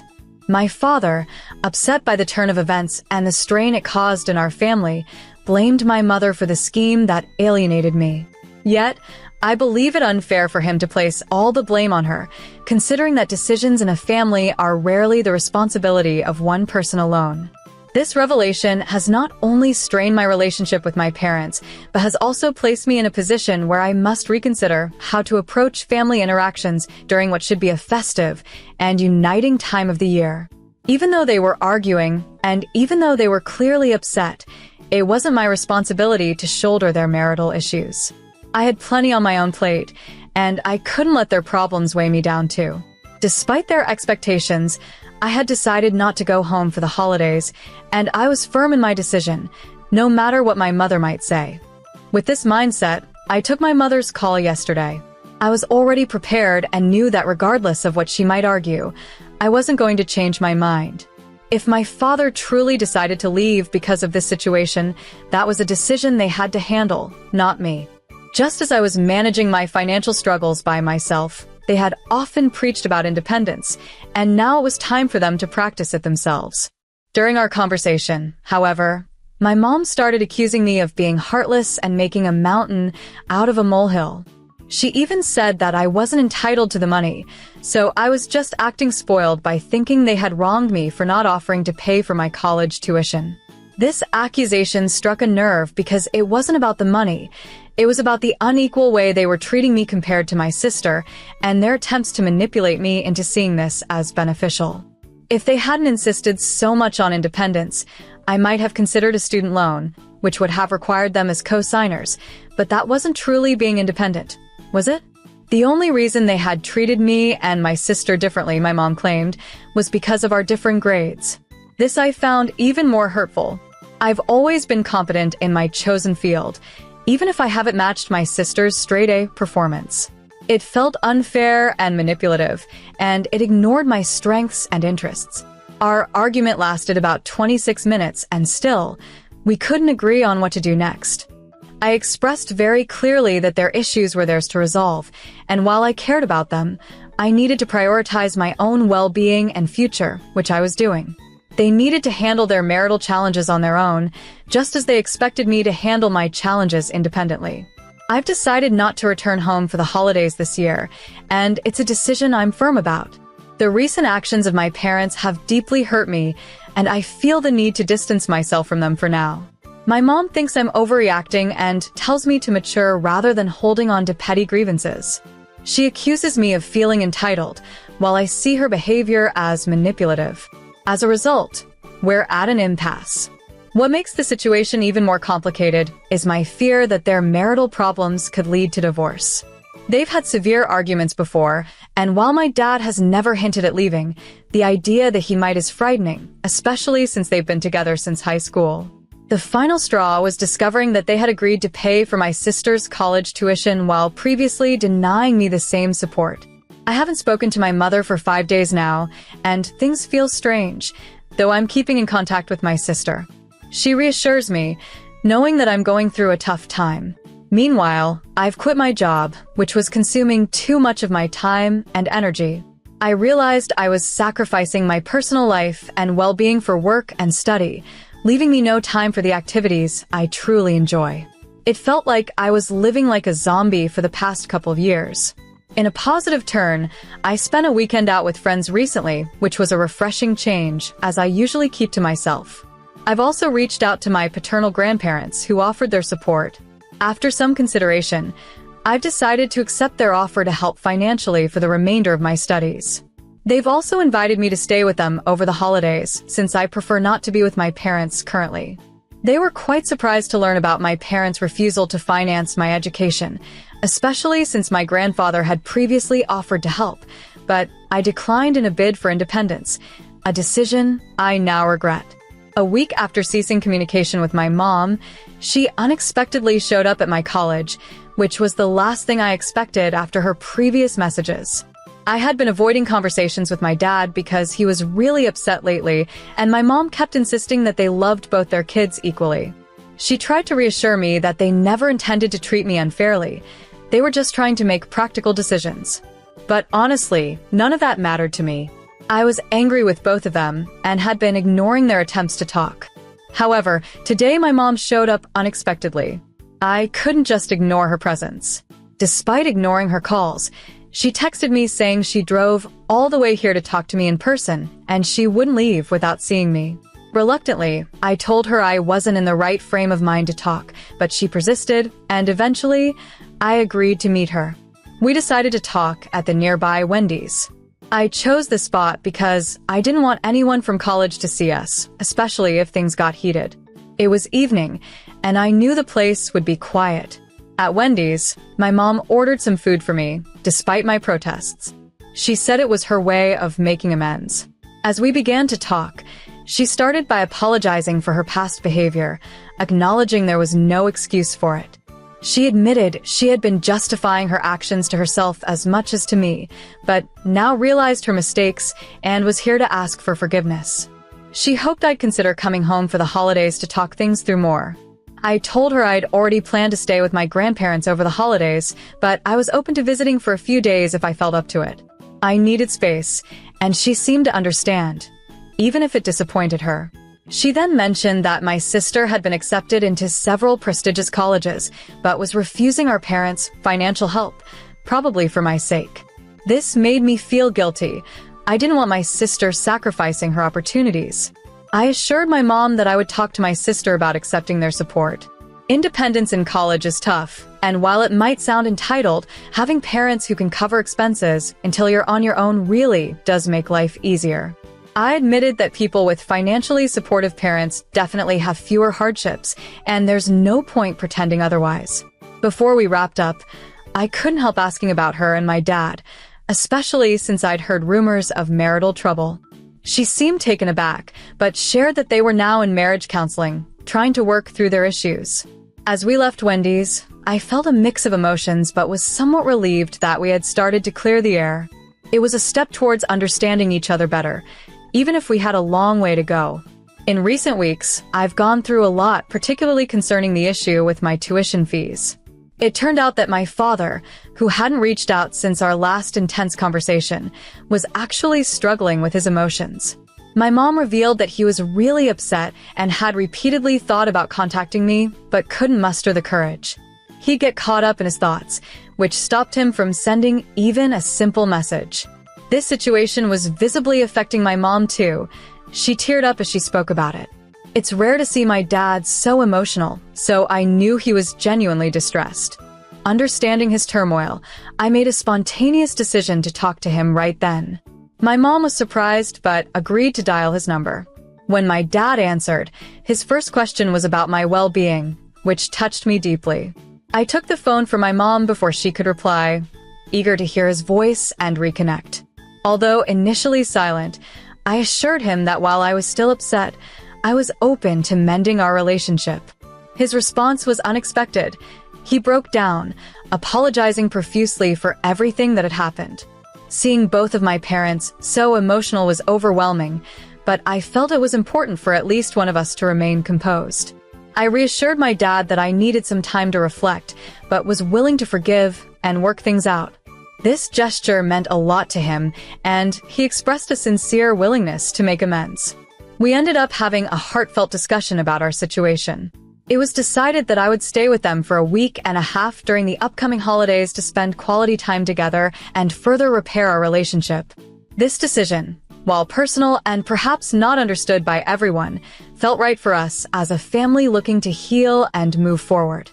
Our family has decided to pursue therapy together to address some ongoing issues. Previously, my parents considered marriage counseling, but now they, along with my sister and I, are looking into family therapy. With college resuming soon, we're exploring online sessions to fit our schedules. This step is crucial for us, as I deeply wish to avoid becoming a disconnected family that lacks close ties. During a recent conversation with my mother, we discussed many things that I'm still trying to process. However, I'm feeling much more optimistic and hopeful about our future. I'm keeping my fingers crossed that things will continue to improve. I'm enjoying my new routine, which no longer includes studying. Now, I can focus solely on work, then relax at home with my roommate each evening. It's a pleasant change that I'm really starting to appreciate. Many of you have expressed concerns about giving my parents another chance to mend our family dynamics. I'm pleased to report that therapy has helped us make significant progress, and our relationship has improved. My grandparents graciously covered my tuition for the last few months of school, and my sister accepted financial assistance from our parents after seeing the challenges I faced. In a generous gesture, my parents have also offered to pay my rent for a few months, giving me some financial breathing room as I start my career. I appreciate their support, and am glad to see our family moving in a positive direction. Thank you all for your support and for following my journey.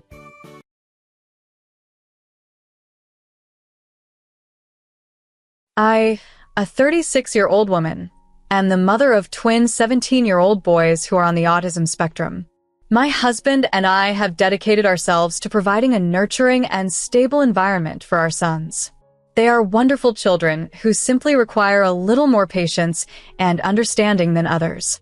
We've faced numerous challenges, from public meltdowns to struggles with the school system to secure necessary accommodations for them. Through it all, we've mostly managed to find our way.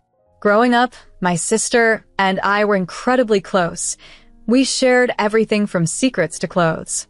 She was the first person I called with the news of my pregnancy, and she supported me when my sons were diagnosed with autism. However, things began to change after she met her now husband about 5 years ago. He comes from a well-connected family, which seems to have influenced her significantly. Gradually, she started prioritizing his family and social circle, reducing the time spent with me. This drift became painfully evident when she got engaged. I was genuinely happy for her and offered to help with the wedding planning, but she was non-committal and eventually stopped mentioning it. I still bought a dress, hoping to be involved in some way, but that dress remains unworn. To my shock, I learned through social media that I had not been invited to her wedding, not even as a guest. When I confronted her, she admitted that her in-laws were concerned that my children might disrupt the event. She claimed to have tried to argue our case, but eventually relented to keep the peace on her special day. For 3 years following this, we had no contact. Then, out of the blue, she appeared at my door with gifts, looking to reconnect. I later discovered that her change of heart was due to her own struggles with infertility. This revelation added complexity to my feelings, mixing sympathy with the lingering hurt from our past estrangement. Despite everything, the situation forced me to reconsider the potential for mending our relationship, reflecting on the bond we once shared and the challenges we both faced in our respective journeys. After she returned from a vacation last year, she had given me a souvenir with "Sisters Forever" inscribed on it. During a recent phone call with her, I was so upset that I hung up, took the memento, and threw it straight into the trash. Then, I called my parents, expecting them to share my anger, but they didn't. Instead, they defended her actions, explaining that tough choices sometimes need to be made and I should consider her perspective. My father even suggested that such social events might be too overwhelming for my children, implying that missing out might be for the best. This felt like a dismissal of my ability to know what's best for my own kids, despite years of successfully managing similar situations. That moment made me realize that my parents had always shown favoritism towards my cousin's children. They were more enthusiastic about their birthdays, even gifting my nephew a drum set at the age of 4, while my kids received educational toys aimed at their development. They'd take my niece to the zoo, but suggest that my sons wouldn't enjoy such activities. Feeling undervalued and overlooked, I decided to cut ties with them. I changed my phone number, moved across town, a move we had planned for the space but now hastened by these events. We started anew, building a life surrounded by friends who truly cared about us, and joined a support group for parents of children with autism. Our new neighbors were welcoming, unbothered by my kids needing noise-canceling headphones or taking breaks in a quiet room. They treated us like any normal family, which was all I wanted. Then, unexpectedly, my sister, mother, and father appeared at our doorstep, bearing gifts and forced smiles. I was shocked and asked how they found our address, a question they dodged, which was unsettling. My sister, emotional as always, expressed how much she missed us and regretted her actions. My mother supported her, admitting their mistakes, while my father looked uneasy. My sister then revealed her struggles with infertility despite undergoing multiple treatments, which made her rethink what family meant to her. As they stood there, I took a moment to process everything. It was hard to reconcile their previous negligence with their current remorse. This unexpected visit opened old wounds, yet it also presented a possibility for reconciliation, forcing me to reconsider what our future family interactions might look like. He had witnessed something utterly captivating, and amid his awe, my sister was rambling on about a life-altering realization she had about what's truly important. As this was unfolding, I felt compelled to voice my concerns. I pointed out their sudden desire for a closer relationship, suggesting it stemmed from their inability to have their own ideal family, making them turn to mine, a family they had previously overlooked. I expressed how hurtful it was when they excluded my sons from a family gathering, labeling them as an embarrassment. Now, suddenly, since my sister couldn't have children, mine were deemed acceptable. My father attempted to interject, claiming my reaction was unfair, but I wasn't done. I made it clear that my children were not mere emotional crutches to be ignored and then conveniently embraced when it suited them. They are human beings who felt rejected as though they were flawed. I reminded everyone about the times we gathered for Sunday dinners, which abruptly stopped when my sister began dating her now husband. As my emotions poured out, my mother began to cry, accusing me of cruelty, insisting they had learned their lesson. My sister looked on, shocked, as if I had struck her. She pushed a gift bag toward me, hoping it might mend things. It was clear they still didn't understand my boy's needs. The toy peeking out from the bag was exactly the type that would overwhelm one of them. I told them to leave, rejecting their guilt gifts, and shut the door, my hands trembling. The gifts were left outside, and I later tossed them into the garage. My husband supported my actions, yet I found myself questioning whether I was right. My children have occasionally inquired about their grandparents, which makes me wonder if I am denying them family ties out of spite, or if I'm protecting them from future disappointment and rejection. What if my sister does eventually have a child? Will they revert to sidelining my kids? I haven't mentioned the recent visit to my sons. Thankfully, they were out with friends at the time. I was only home because I had swapped shifts last minute. Am I in the wrong here? Should I have listened more for my children's sake? They manage sensory issues and social cues well enough to attend events, like weddings, with some preparation. They aren't disruptive. They simply aren't the type to sit quietly without moving. My sister's reaction wasn't about rekindling family bonds. It mirrored the envy she harbored in childhood whenever I received something she desired. And no, there were no apologies during their visit, not a single acknowledgement of their previous disregard. I apologize for any confusion, but it's important to note that much of the focus in recent conversations has been on the experiences and needs of the other party, with little regard for the impact of their actions, especially how it has affected my children. There was hardly any acknowledgement of the harm they caused or consideration of how it impacted us.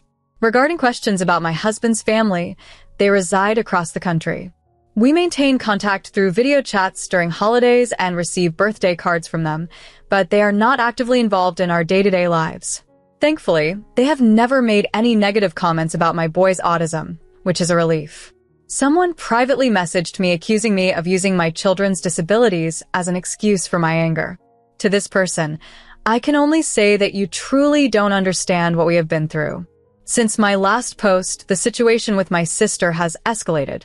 Initially, she bombarded me with texts filled with tears and guilt, but now she has taken a more aggressive tone, accusing me of overreacting to a single mistake by excluding her from our lives.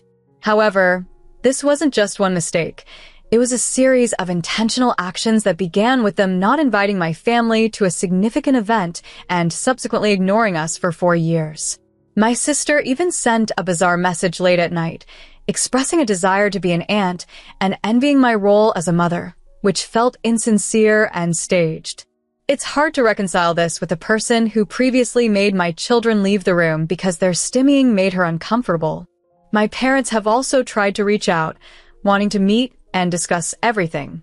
They've even changed their phone numbers after I blocked the old ones. I've shared these developments with my husband, who is equally skeptical of their intentions, reminding me of past instances when my parents would send articles about supposed cures for autism or suggest various diets instead of offering real support. My sister often expressed pity about how hard it must be to raise twins, especially after their diagnosis, which always felt patronizing. She would even ask if they would ever live independently, despite them being only 4 years old at the time, a question that is absurd to pose about toddlers. One of my children recently found a gift bag left behind, and when asked, I simply said it was from an old friend, hesitant to raise their hopes about people who might just disappear again. Although some have suggested family therapy, and it might be something we'll consider in the future, for now, my husband and I think a family vacation next month might be the best way to step away from all this drama and recharge. A few hours away from here, there's a scenic spot with cabins nestled by a lake. The boys had a blast there during a school outing and absolutely loved it. Oddly enough, a friend of my mom's, who I haven't talked to in years, suddenly sent me a friend request on Facebook yesterday. It seems like they might be fishing for information indirectly. Of course, I didn't accept the request. Unexpectedly, my sister turned up at my workplace on Tuesday. I work part-time at a small office, and she just walked in during my shift. I still can't figure out how she discovered my workplace, which feels incredibly invasive. I took her outside to avoid making a scene in front of my colleagues. I was livid but kept my tone low to avoid attracting attention in the parking lot. She launched into a monologue about her recent self-reflection and how learning she can't have children has changed her perspective.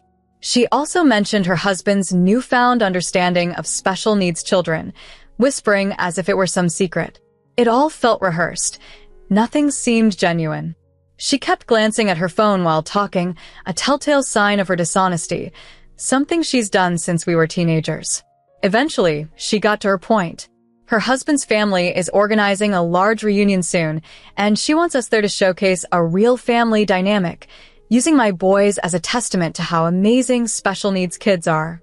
It dawned on me then this wasn't about reconnecting at all. This was about her parading a facade to her in-laws, treating my children like they were just props in her narrative. I abruptly told her I needed to get back to work and walked away, despite her pleas for me to stop living in the past. Ironic, considering she seems only interested in a relationship now that her initial plans have fallen through. The encounter left me shaken for the rest of my shift, to the point where my boss noticed and let me go home early. Here's the reality. I might have considered gradually letting them back into our lives if they had shown any real understanding or remorse for their past actions. But their behavior continues to treat my children as different, rather than as just kids who deserve normal respect and love. Recently, things have become more about them and what they want rather than considering everyone involved. Just the other day, I received a call from an unfamiliar number, which turned out to be my mom. She expressed how devastated my sister was feeling, accusing me of being too harsh on her. I directly questioned if she thought it was unfair to not include us in the wedding. She avoided a straightforward answer, hinting at the complexity of the situation and justifying their decisions at that moment. When pressed further, she confessed she believed the wedding wasn't a suitable place for children facing challenges, referring to them impersonally as children with issues, not even by their names or acknowledging them as her own grandchildren. I couldn't continue the conversation after that. Their half-hearted apologies and excuses, coupled with the undertone that my children were somehow inferior, were too much. I'm tired of the vague talk avoiding the real issue. They're ashamed of my kids and now seek a relationship because their circumstances have shifted. Meanwhile, my husband took our boys out for ice cream, giving me a moment alone to sort through some gift bags from them. The contents were just as I anticipated, impersonal and inappropriate toys, not reflecting my children's ages or interests.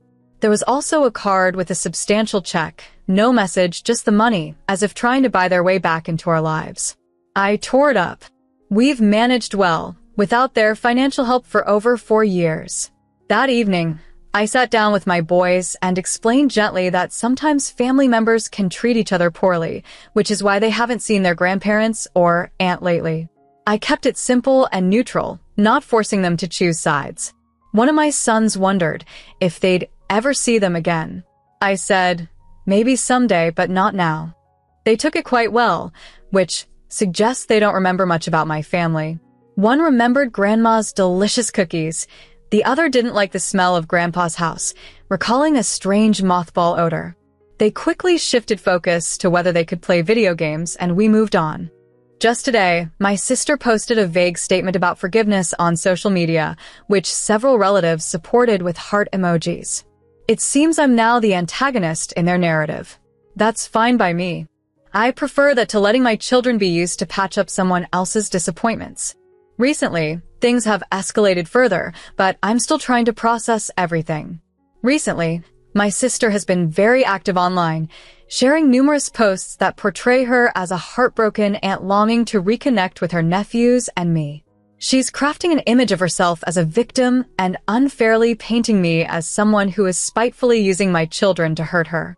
She even created a hashtag, something like #anti-love, to gain sympathy from her followers. It's frustrating to see her share personal details about my children, like their ages, that they are autistic, and even old photos, just to garner more attention. The situation escalated when my parents unexpectedly showed up at my children's school, claiming they wanted to surprise them for lunch.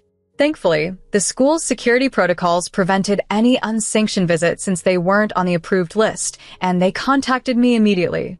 I was relieved, but furious at the breach of boundaries. I confronted my parents over the phone, warning them that any further attempts would lead to a restraining order.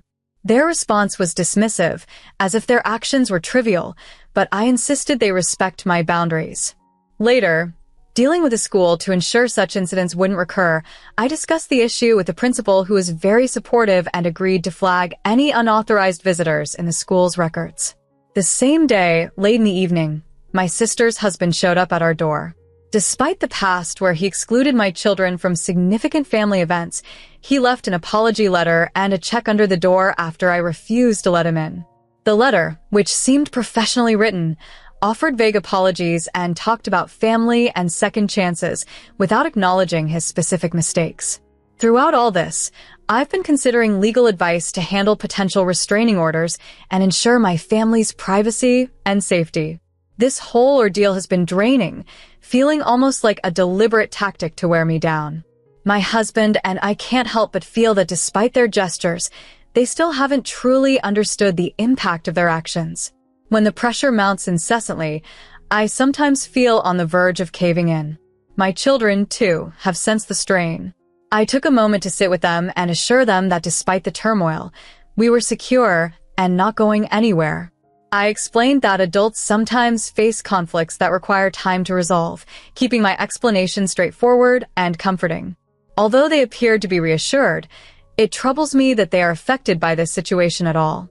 My husband has advised that we meticulously document every interaction during this period as a precautionary measure for potential legal steps. Consequently, I've begun recording all attempts at contact, saving text messages, voicemails, and taking screenshots of my sister's inflammatory social media posts.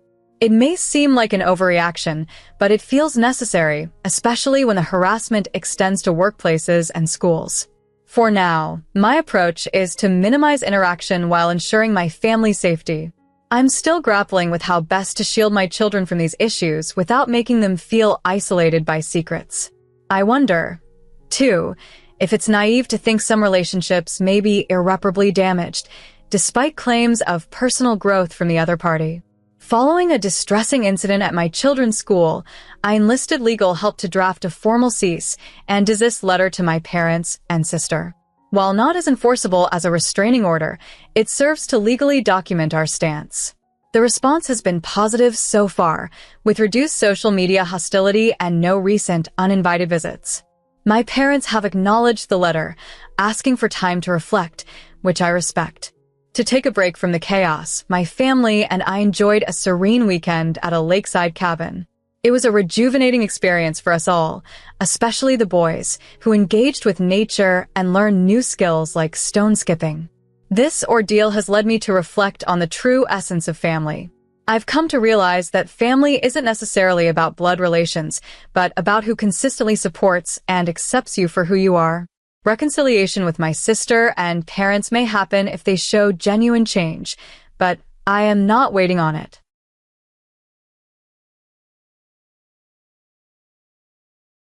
I've been married to my husband for almost 4 years now, and we have a 7-month-old son. We live in New York. I was born and raised here, while my husband moved here as a student. My parents, who live nearby, have been a tremendous support, especially during my pregnancy and these early months of motherhood. My mother often visits to help, and she gets along well with my husband, which has made things easier. His parents, however, live in another country. We've only visited them once since our wedding, which also took place in their home country. Recently, we moved into a new house, which I've taken great pleasure in decorating. It includes a spacious guest room, and I was looking forward to hosting my mother-in-law for what I thought would be a short visit. I knew this would make my husband happy. A few days ago, my husband mentioned the complexity of his mother's visa application, which surprised me because it seemed unusually detailed for a short visit. He then explained that the visa could allow a 4-year stay because his mother was considering retiring from her medical. I was taken aback as I had assumed her stay would be similar to ours, about a month. He explained that his mother feels lonely and has been looking forward to helping us with our son, but I felt that we were managing well on our own, especially with the support from my mother. I tried to explain that while I was happy to host his mother as a guest, integrating her into our household for an extended period wasn't what I had envisioned. This led to a discussion about fairness, as he pointed out that my parents frequently visit without restrictions. I felt hurt by the comparison because it's different. My mother leaves each day, whereas his wouldn't.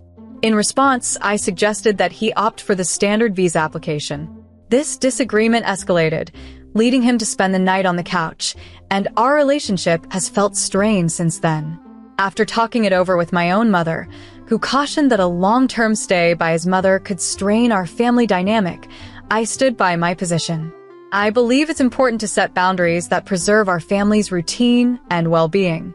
Since then, my husband hasn't continued with the visa application, and when his mother called, he stepped out to speak with her.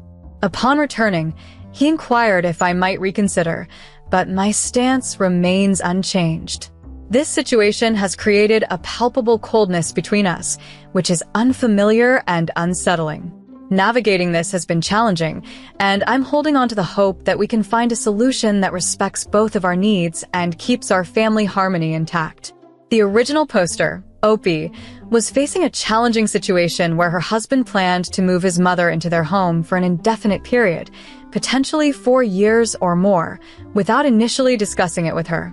The husband presented this plan under the guise of keeping their options open once his mother arrived from India. However, when Opie expressed her discomfort with the arrangement, suggesting that even a few months would be too long for her, it seemed to create tension. Opie was firm in her decision, stating that anything beyond a couple of months would be unacceptable. She felt that allowing her mother-in-law to stay indefinitely could disrupt their family dynamics, potentially affecting her marriage and parenting style negatively. In response, some commentators suggested that instead of moving the mother-in-law in permanently, it would be better to help her find nearby affordable housing. This would enable her to be close without permanently altering the household's balance. Despite these suggestions, Opie was concerned about practical issues such as language barriers and transportation, given that her mother-in-law was accustomed to being driven by a hired driver in India. She was adamant that the solution should not result in the mother-in-law eventually moving in with them permanently. The husband requested that Opie consider this arrangement as a favor to him, framing it as a test of her love. This approach deeply hurt Opie, leading to an emotional response where she expressed concerns about how the extended visit could impact their life, including their relationship and their role as new parents. Ultimately, Opie's stance remained unchanged. She insisted on clear boundaries and honest communication with his mother about the realistic expectations for her stay. She urged her husband to be transparent and not to keep options open that could lead to an unmanageable situation, stressing the importance of maintaining their family's privacy and autonomy. He planned to inform his mother that her visit could only last for a month or so. We agreed to initially apply for a standard visa, which permits a stay of up to 4 months, with the understanding that if I felt comfortable later, we could consider the super visa for a longer duration. He then spent quite a while on a phone call in the backyard with his mother and older sister, which lasted about an hour and a half. He was mostly listening during the conversation and even came back inside to grab a chair because of how long it went on. Following the call, he advised me to ignore any calls or messages from his mother or sister. Despite this, I've received several missed calls and about 20 messages from them, mainly containing Islamic quotes about parental rights. I've responded that I'm currently busy with our son and cannot talk. He mentioned that the conversation went as expected, and fortunately, he's no longer upset with me. While I do feel a bit guilty because I was actually looking forward to hosting his mother for a month, I'm concerned that this situation may have caused lasting harm not only to my relationship with my mother-in-law and sister-in-law, but also between them and my husband. I told my mother-in-law that I would call her back once my husband returns. I'm apprehensive about this conversation, but I'm clear about my boundaries. I appreciate all the advice I've received. It has truly been helpful. Additionally, I want to clarify, as I've had to in previous posts, that despite some comments suggesting cultural differences, both my husband and I are of India descent. I was born here, whereas he moved here as a student and has now been living here for about a decade. In the comments, one person pointed out that I am not my son's only parent and thus do not have exclusive rights over decisions related to him. Another emphasized that it's important not to handle the upcoming conversation with my mother-in-law alone, advising that my husband should be present to ensure that the boundaries are respected and to prevent any potential misunderstandings. I'm considering waiting to discuss everything once my husband is home, based on this advice. It seems wiser to handle it together rather than facing it alone. Thank you again for all the feedback. This has helped me prepare for the discussion and reaffirmed the importance of maintaining clear communication and boundaries with my family. I recently had a detailed conversation with my mother-in-law following numerous missed calls and text messages from her, urging me to reach out. Given the context, I decided to initiate the call myself, rather than having my husband do it. I kept the call on speaker, allowing my husband to listen in while relaxing on the couch. During our call, she mentioned that my husband suggested limiting her upcoming visit to New York to 1 month. This was mainly because it was her first trip here, and we were quite busy with our young son. She expressed surprise and disappointment at this suggestion, recounting how ever since my husband moved to New York at the age of 16, he had always wanted her to visit for an extended period. She felt I might be influencing this decision, but I clarified that it was a mutual decision based on our current circumstances. However, she was not easily convinced. She stated that if we found her staying for more than a month to be unreasonable, she would reluctantly agree to the shorter visit. She also brought up cultural expectations, noting how in India, it's common for in-laws to live with a married couple, as is the case with my sister-in-law. She expressed her disappointment, suggesting that I had lost touch with my Islamic and India heritage, which was contrary to what my husband had initially told her. At this point, my husband took over the call, stepping outside to speak more privately. I couldn't help but eavesdrop. He explained to her that he hadn't hidden his move or my New York upbringing. Both were known facts.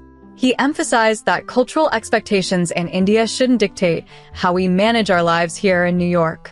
After a lengthy discussion, the call ended on a hopeful note with my husband expressing our anticipation for her visit, reassuring her that we would make her stay enjoyable. He later apologized for the stress caused by the conversation and asked me to look past it. I agreed, although I was less enthusiastic than before about the visit. Thanks to the advice from family and this forum, I feel confident in our decision to host her for exactly 27 days. It's a compromise I'm prepared to handle, understanding the cultural nuances and personal boundaries involved. This resolution marks a significant step in navigating the complex dynamics of our family relationships. A few days ago, I shared an experience on the subreddit about managing my mother-in-law's upcoming visit, and I find myself needing some guidance once more. To give you some background, I was born and raised in New York, where my parents immigrated from India just before I was born. My husband moved here from India 7 years ago, and we got married 4 years ago.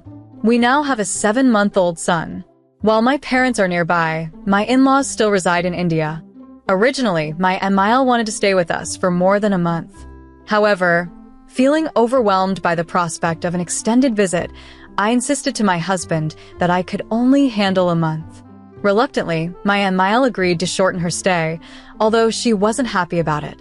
I had accepted this compromise and was prepared to make her visit as pleasant as possible.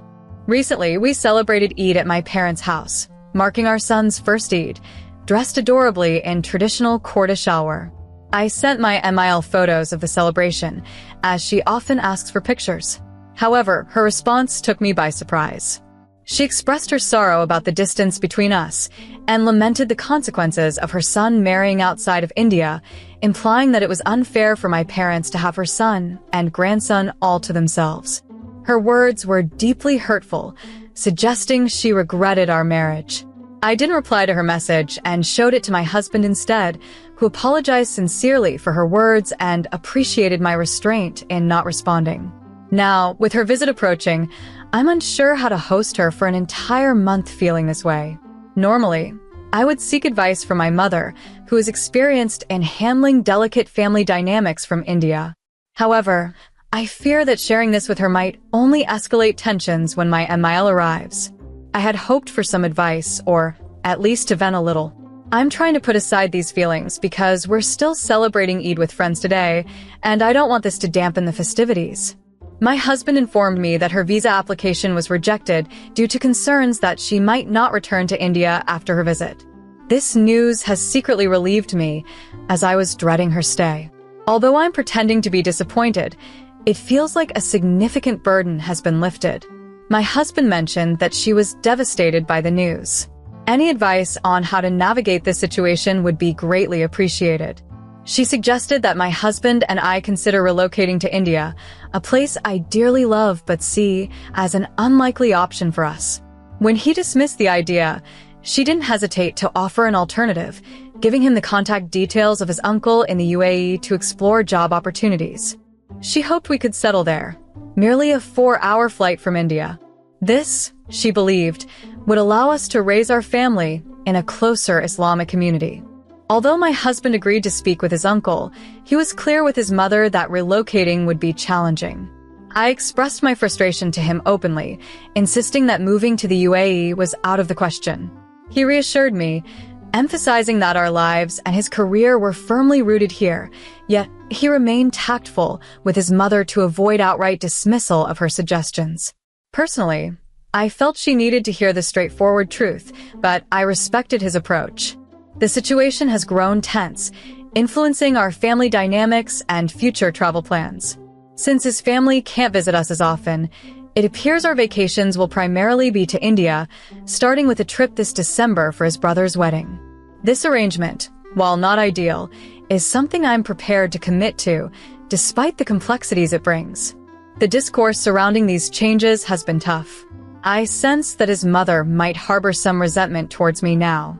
Her comments about my background were hurtful, and although I've tried to move past them, they have altered my perception of her. Still, I aim to support my husband through these challenging family dynamics, hoping that some good may come from this ordeal. In response to a comment on my situation, I've considered the suggestion of limiting our trips to India to maybe a 1 or 3-week vacation each year, possibly during a minor Islamic holiday.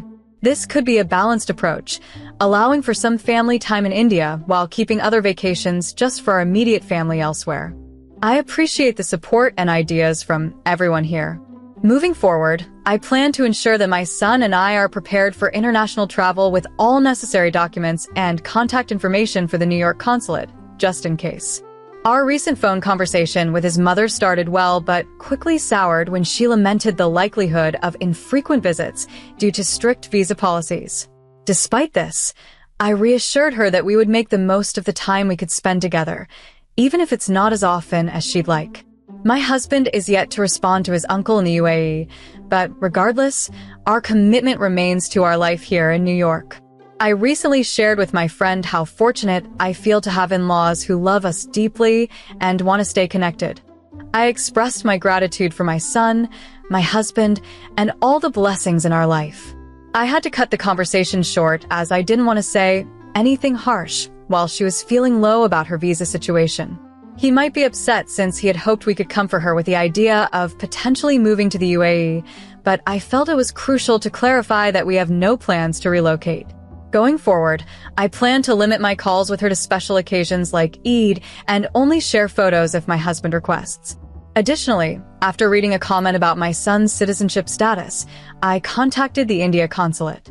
They informed me that, technically, both my son and I are India citizens. This new information made me realize I need to look into how this could affect our upcoming trip to India for my brother-in-law's wedding in December.